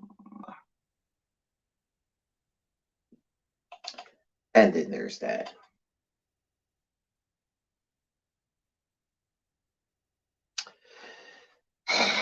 I'm just reporting on what is out there. I don't think HR 40 has an ice cube chance of hell in hell of making it. I don't know that it'll make it out of the House, much less. I damn sure know it ain't gonna make it out of the Senate. That is dead on arrival. But I doubt it makes it out of the House. But when I stated my when I started my family research, some kin wanted to know why. Last couple weeks, I have gotten calls regarding my progress. My direct family was from Trinidad and Jamaica, but we had roots in Venezuela, Grenada, Bahamas, etc. Make it make sense. Reparation seems really deep for a silly Saturday rename. This cognitive thought Saturday. It's not cognitive thought Saturday. We were in our sugar spike segment, and now we're ending our sugar spike segment. Lord, we have deep conversations. Make it make sense on silly Saturday. If you go back to some of my deepest conversations have happened on silly Saturdays. Like we did a whole years ago. We did a whole going back to Mother Africa tracing or going back to the roots of black gay men versus heterosexual black women and why they've been pit against each other, going all the way back to Mother Africa and indigenous tribes in Africa. We did all of that. So anyway, as we transition from our sugar spike bomb, hey Jay Parrish, let me see what y'all are saying. My grandfather's father was suspected of having a whole different family in Venezuela. That's why I can't date one of them. Might end up fucking because you know what? Hey Jay Parrish, I'm late, but I'm here now. Enjoy your weekend on purpose. I know that's right. We often have deep conversations. All right, so two quick hits as we're coming out of our sugar spike segment. So I guess the bastardization of the Hollywood Walk of Fame is in full effect. Ashanti apparently is getting a star on the Hollywood Walk of Fame. I'll let y'all do with that what y'all want. Oh Lord. Ashanti.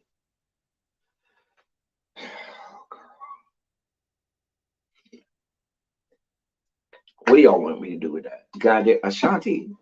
I guess. Lord.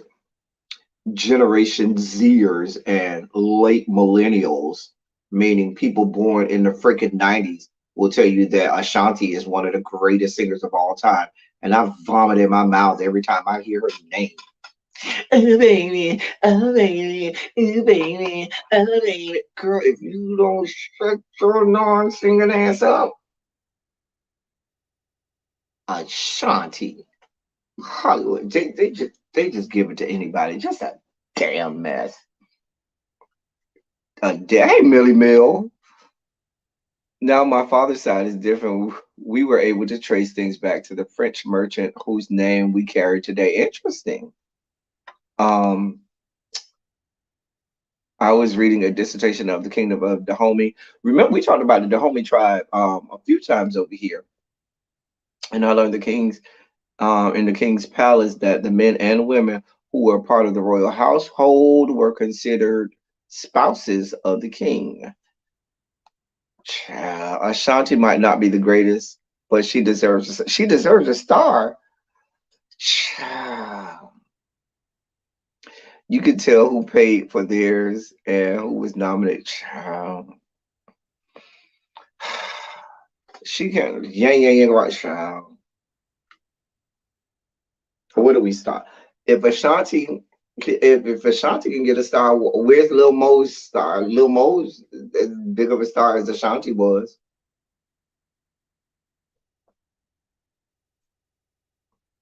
Hell, I feel like K Michelle has been done more in the music industry than freaking Ashanti. She ain't got no star and don't deserve one. Just a mess. Just a goddamn mess. Y'all just giving out stars on the Hollywood Walk of Fame, right? Just farting them out. Just a dick. Oh baby, oh baby, oh baby. Oh god. Like I remember listening to Ashanti back in the day, and it was like the fucking brown noise. Okay, um, right. Maya should have a star too. They just giving them out. Lord, who's underrated? Maya, girl. See, here's the thing. Listen, y'all have this revisionist history because some of y'all weren't around and weren't there during that time. So let's just be clear. And the bar for singing ability now is just so low and so bastardized. Like nobody in Generation Z, nobody born after 1995 has a fucking clue of what it means to have real singing and have real vocal chops because y'all don't know what that is. Next thing you know, you're gonna be telling me that Aaliyah was underrated in her singing, and she was just that singer like that. Girl, she was a great dancer. She wasn't no great singer, honey. Just a mess. I mean, give Sierra a star on the Hollywood Walk of Fame while we're at. Let's just start giving them that. Carrie Hilson don't want one. Well, no Carrie Hilson on this Hollywood because y'all Beehive people don't like Carrie Hill skank. Just a mess. Just a goddamn mess. Oh, K Michelle can sing. Lil Mo can sing. That's my whole point. They sing much better than non-singing ass Ashanti. Just, what I mean by that is this. There's this revisionist history. Oh God, Aaliyah was nobody's underrated. No way. Absolutely. See, here's the thing. People are saying that people were underrated when these people during that time, if you look at the landscape of music during that time, they were not underrated. They probably were overrated because there were so many other people who were way better singers.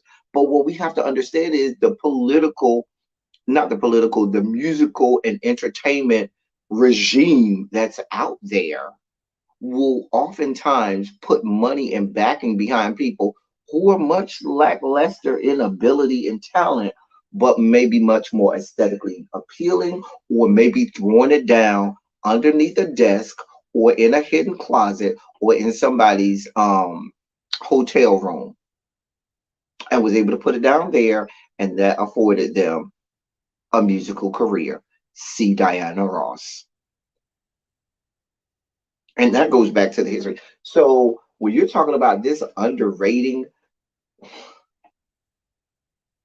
underrated where? Most times some of these people are overrated. Ashanti was overrated. I'll give you a perfect example who was around during the time of Ashanti that is underrated and who should get a star before her. Goddamn Tamia. Tamia was around during the time of Ashanti, and Tamia sings circles. And some of these people, the only reason that they were able to have these songs of fame and notoriety is because of the marketing, you know, machine and army that's behind them, blasting it all over the place with subpar ability and subpar singing. Oh, baby. Oh, baby. Oh, God, fuck out of here. Jesus, keep me near the cross. Remember, Ashanti used to have them Wolverine sideburns. Remember back in the day, some of y'all, Xavier, this before your time. You might not, you don't remember, but Ashanti used to have like real thick Wolverine, Elvis Presley like sideburns back in the day. I was like, child,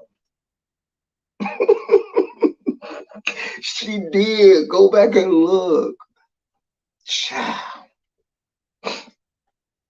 a mess. Right, El Levine just throw that star. You get a star. You get a star. Everybody gets. Can I get a star? I need my star. I'm just saying. Carrie Hill Skank deserves a star too, Xavier. I'm not doing this with you. I'm not doing this with you. Speaking of Deborah Cox is being inducted into the Canadian Music Hall of Fame. Shout out to her. I saw that. That Deborah Cox. I just like saying her name. Deborah Cox. Uh, But I turned around and you're standing here, standing here. I'm just saying, just saying. Female mutton chops. Female, versus between Tamia and Deborah Cox. That would be interesting. Listen, I feel like Deborah Cox might have what people consider to be more hits. But if you're somebody who like me, I listen to both of them and I listen to like their whole albums, like cover to cover. So I know a lot of their songs, their hidden gems and all of that. And so I would be here for it. But a lot of mainstream America may not be aware of all of those songs or may not have ever heard um of a lot of their stuff. But both of them women can sing they face off. Just a shanty damn star, just a damn mess. Where do we draw the line? Where do we draw the line? Anyway, in other news, just a mess. Craig Melvin is leaving MSNBC. I say that because I like Craig Melvin. We were talking about raspy voices earlier, and Craig Melvin has that, raspy voice. I told you on the man, especially male singers, I like a good raspy, airy, ethereal voice. But Craig Melvin, he's not leaving NBC, he's leaving MSNBC. He has that hour long. I think the 11 o'clock hour is his hour, but I think they want him to concentrate solely on the Today Show. Um, can I just get all I want is more of TJ Holmes. TJ Holmes been my baby daddy going all the way back to early 2000s. I just want more TJ Holmes. That's all I want. Craig Melvin ain't that appealing to the eyes like a TJ Holmes. Give me a TJ Holmes every day of the week, twice on Sundays. I'm just saying. My favorite Tamia song, um, I hope this time is love. Oh my God. Oh my God. I think it was on that first album. I hope this time is love. Oh my God. Tamia is from America's Hat as well. So shout out to Deborah Cox for making it to the Canadian Music Hall of Fame. I'm sure she'll be there with the likes of their probably most famous vocalist Celine, who probably has her own wing. What was the guy's name that sang that song? Oh, don't you forget it. Don't you forget your way home for that little girl. Hold on to your world. That came out early 2000s, late 90s. Was that Glenn Lewis? I thought he was from Canada. I thought he was from Canada. I could be wrong. You know what I was jamming to the other day? Speaking of artists from that are not black R&B artists, not from America. I was listening to that first Craig David album. Listen, I used to play that first Craig David album from cover to cover, blasted in my house. Oh my God. Xavier, you should know. There's a song on the Craig David's album that says "The Booty Man Can." Just so you know, just letting you know. But that whole Craig David album was so good back in the day. So good. I used to play that whole. I know every song on the album, word for word. Love me some Craig David. Cute too, cute too. That first Craig David album, The Booty Man Can. Ooh. Can you feel me in? Ooh, that whole album. That whole album used to give me life abundance. My favorite Tamia song is Me, Child. Tamia sings down. Tamia sings down. Okay. Um, in other news, good news. Lee Daniels and Monique have reconciled. there was a show in Staten Island, and he brought her on stage and apologized and said, "Listen, we've come to a good place." Um, and they're doing a film together on Netflix called Demon House, where it's about an exorcism and stuff like that. And they seem to be in a good place. Both sides are saying it was underrated. Cam, that whole first album was so underrated, so underrated. Like he did that pseudo singing and rapping thing during certain parts. It was so good, so good. Anyway, um, I'm happy for them. Um, I think her and Tyler Perry are now in a better place. I don't know if her and Oprah are in a better place. That I don't know about, but it seems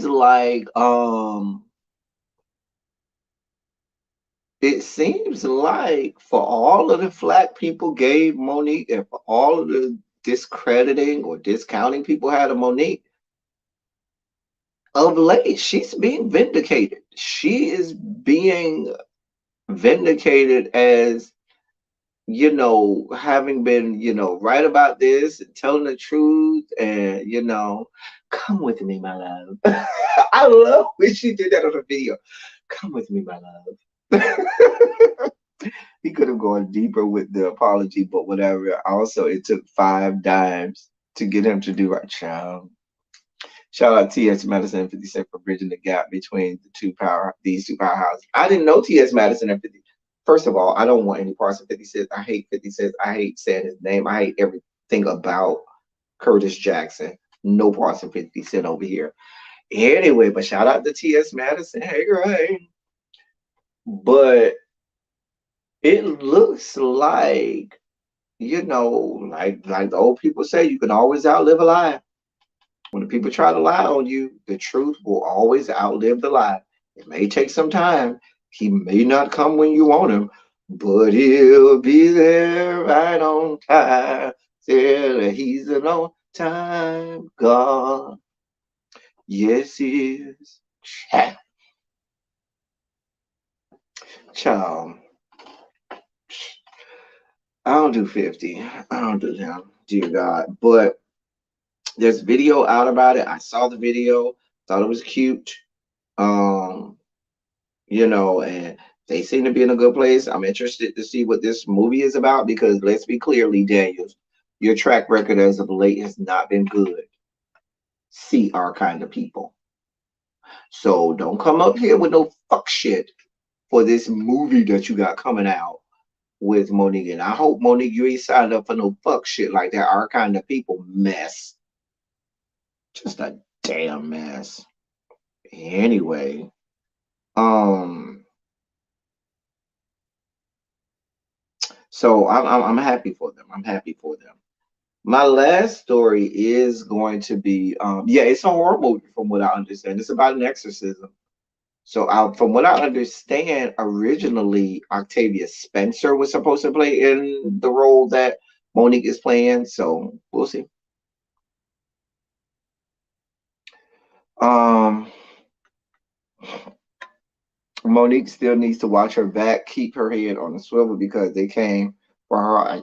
Listen, I'm with you. I'm with you 1,000% on that. So, um, our last story is going to be about, I call him Gerard because where I'm come from, that's not Jared Carmichael, is Gerard where I come from. But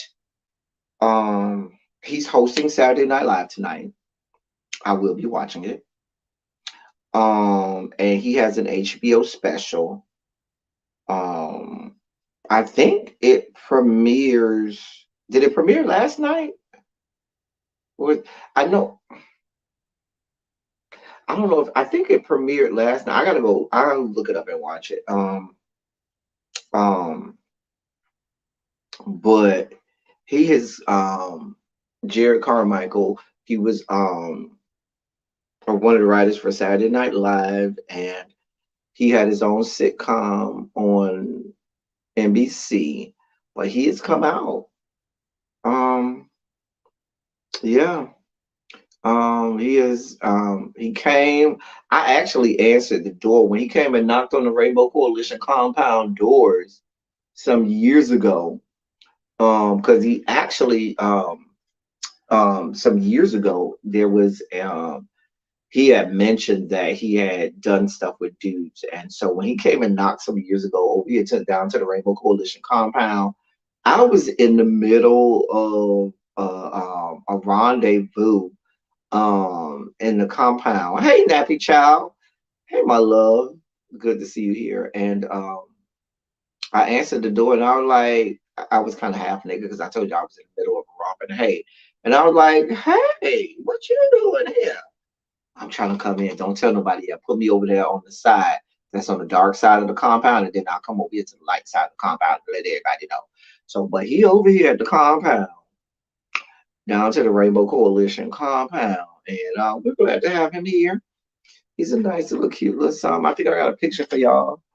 You know, we miss you around these parts, Nappy Child. You know, you don't be coming out the bushes that much for us, so we have to say, hey, there you go. That's him. That's him actually from his HBO stand up. I will be watching it. Um, one of the issues that he has is the fact that his parents are not as haven't come around. Um, so yeah, yeah. Xavier, I have to echo your sentiment. So I just hate that whenever a black man of notoriety and fame does come around and shows that he does have residence down here to the Rainbow Coalition compound, he's always over here with some white person on their, you know, arm, and it sickens me. But we'll see. Maybe he's single and maybe we still have a chance.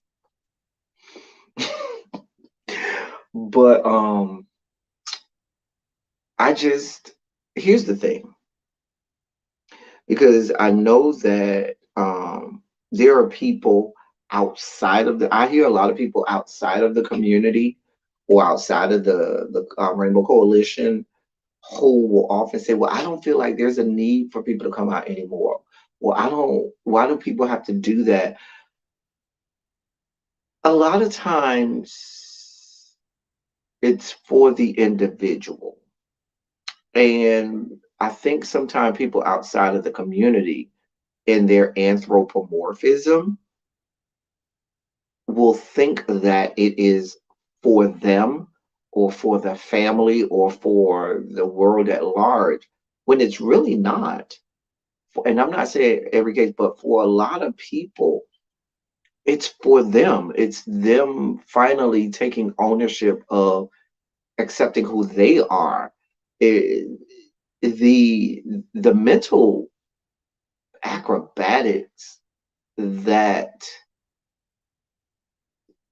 a lot of people who are LGBTQIA have to go through as a child, teenager, adolescent is stunning when you really when you go back to think about it.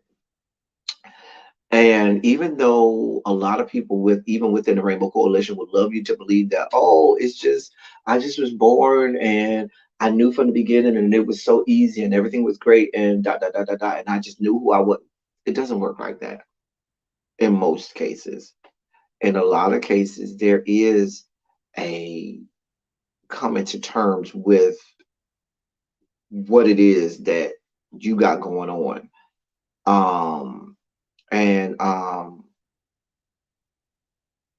just it, it is that a lot of times for the coming out process is the culmination of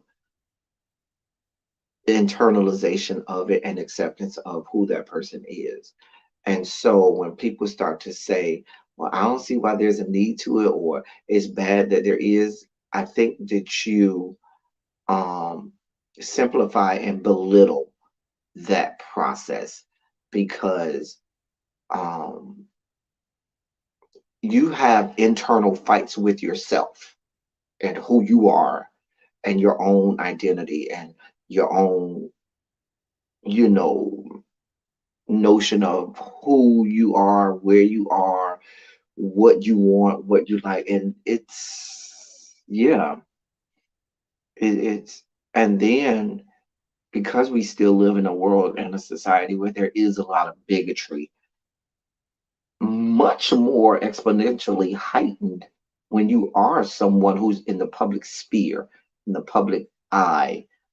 Um, and I've heard a lot of people in the coalition who are one in the public eye and two masculine and talking about the angst that they have about letting people know or their own process of figuring out who they were, and once they do, whether or not they want that to be public knowledge or just coming to the point where I guess I kind of have to make it public knowledge because if I do have somebody or intend to have somebody, I shouldn't have to be ashamed of having that person, on my arm or next to me or whatnot. But it's different for someone who's not overtly feminine or someone who is more masculine presenting or gives the aesthetic or appearance of being more masculine, and that grappling with that whole thing, because then there becomes the depreciation and value of that person once they do announce who they are, as if it makes them less masculine or less of a man. And there's a whole lot that goes into that. So that's why I said it's not just about the other people. It's a lot to do with that person and just being comfortable with who they are. And I really want to watch and see the um the stand up. If it came out yesterday, I'll probably go and see if I can watch it today. I'll probably watch it if it came out yesterday. I thought it was supposed to come out yesterday, but I'll go and see. Could somebody look that up and see when that HBO special for him was supposed to come out. But anyway, but he talks about, from what I understand, when he first told his mom, because he's told his mom for a while, a few years ago, and she did not receive it well. Um, oh yeah, from I'm looking, it did come out. It came out last night on HBO Max, so I'll probably watch that today after I watch The Good Feud. Um, so that's interesting, and I think we all, I've told the story here on my channel. There's a whole video about when I realized who and what I was and that whole process. I think sometimes people think it's easy and it sounds easy. Um, or people who are not within the coalition will let you believe that, oh, it should be nothing. Just be who you are and live who you are. It's not that easy. That'd be like a white person telling a black person, "Oh, just go and do what I do, and it'll be fine." And you, as a black person, looking at this white person like, "I can't do what you do. I'm black, and if I can never try and get away with all the stuff that you can get away with as a white person." And in a similar vein, there are a lot of things that people outside of the LGBTQIA community would love to believe is comparable or we is the same, or yeah, just do. It doesn't work that way. It's not that simple. It's not that easy. Yeah, I just saw it. Xavier came out last night, so I'll watch that tonight. I mean today, and see how that goes. But yeah. Anyway, so I'm very happy that if he's happy with it, I'm happy for it. Um, he's in his mid 30s. Um, and yeah, I I'm very into. I probably I'm gonna watch it. Um, and I wanna if it invokes a conversation, I definitely would love to do that. If it invokes conversation, I'm going to watch it and see what it gives. And like I said, if it invokes conversation, I'm here for it. Um, so yeah. Anyway, that's all my stories today. Hey, God, I missed y'all so much. We had such a great time today. Anyway, I'm gonna let y'all get out of here. Um, you know, we've been on here 2+ hours, 2+ hours, and we are here. I'm about to go get me some snacks. I'm gonna get me some more red velvet cookies, and then go get me some lunch. I might go to a restaurant and get something to eat today. I hope y'all enjoyed Silly Saturday today. I enjoyed bringing it to y'all. Um, y'all know what it gives. Y'all know what we do. As I always say, I love y'all. I love on y'all. Thank you for being vocal, present, and active. Thank you for doing what you do. Thank you for any and all contributions that you make to the channel. They are much obliged and much appreciated. Xavier and Cams, go watch the special because I really feel like we may need to come on live and have a whole conversation. And I'll invite y'all up on the live. Xavier, hit me in my Instagram DMs or hit me with an email or something. Because let's go watch this special YouTube cams, and maybe we can get up here and discuss um that whole thing. Because if it gives what I think it may give with the comedy infused, I'd love to have a discussion about that whole thing and process. So yeah,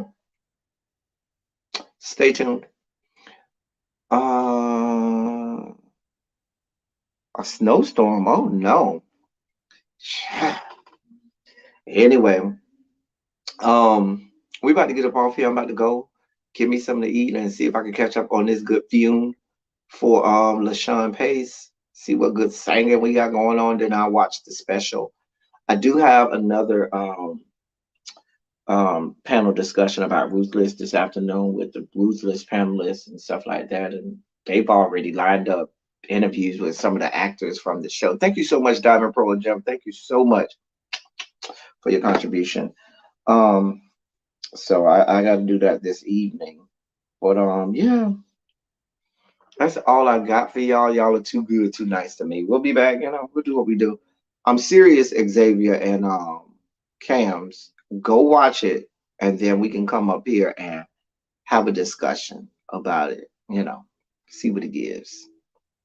Yeah, I'm gonna get me some snacks down in Pearl Gyms. I appreciate that. Appreciate it. Appreciate it. Anyway, anyway, that's all I got for y'all. Until next time, thank y'all for coming. Be silly. Y'all drive safely. I'm out.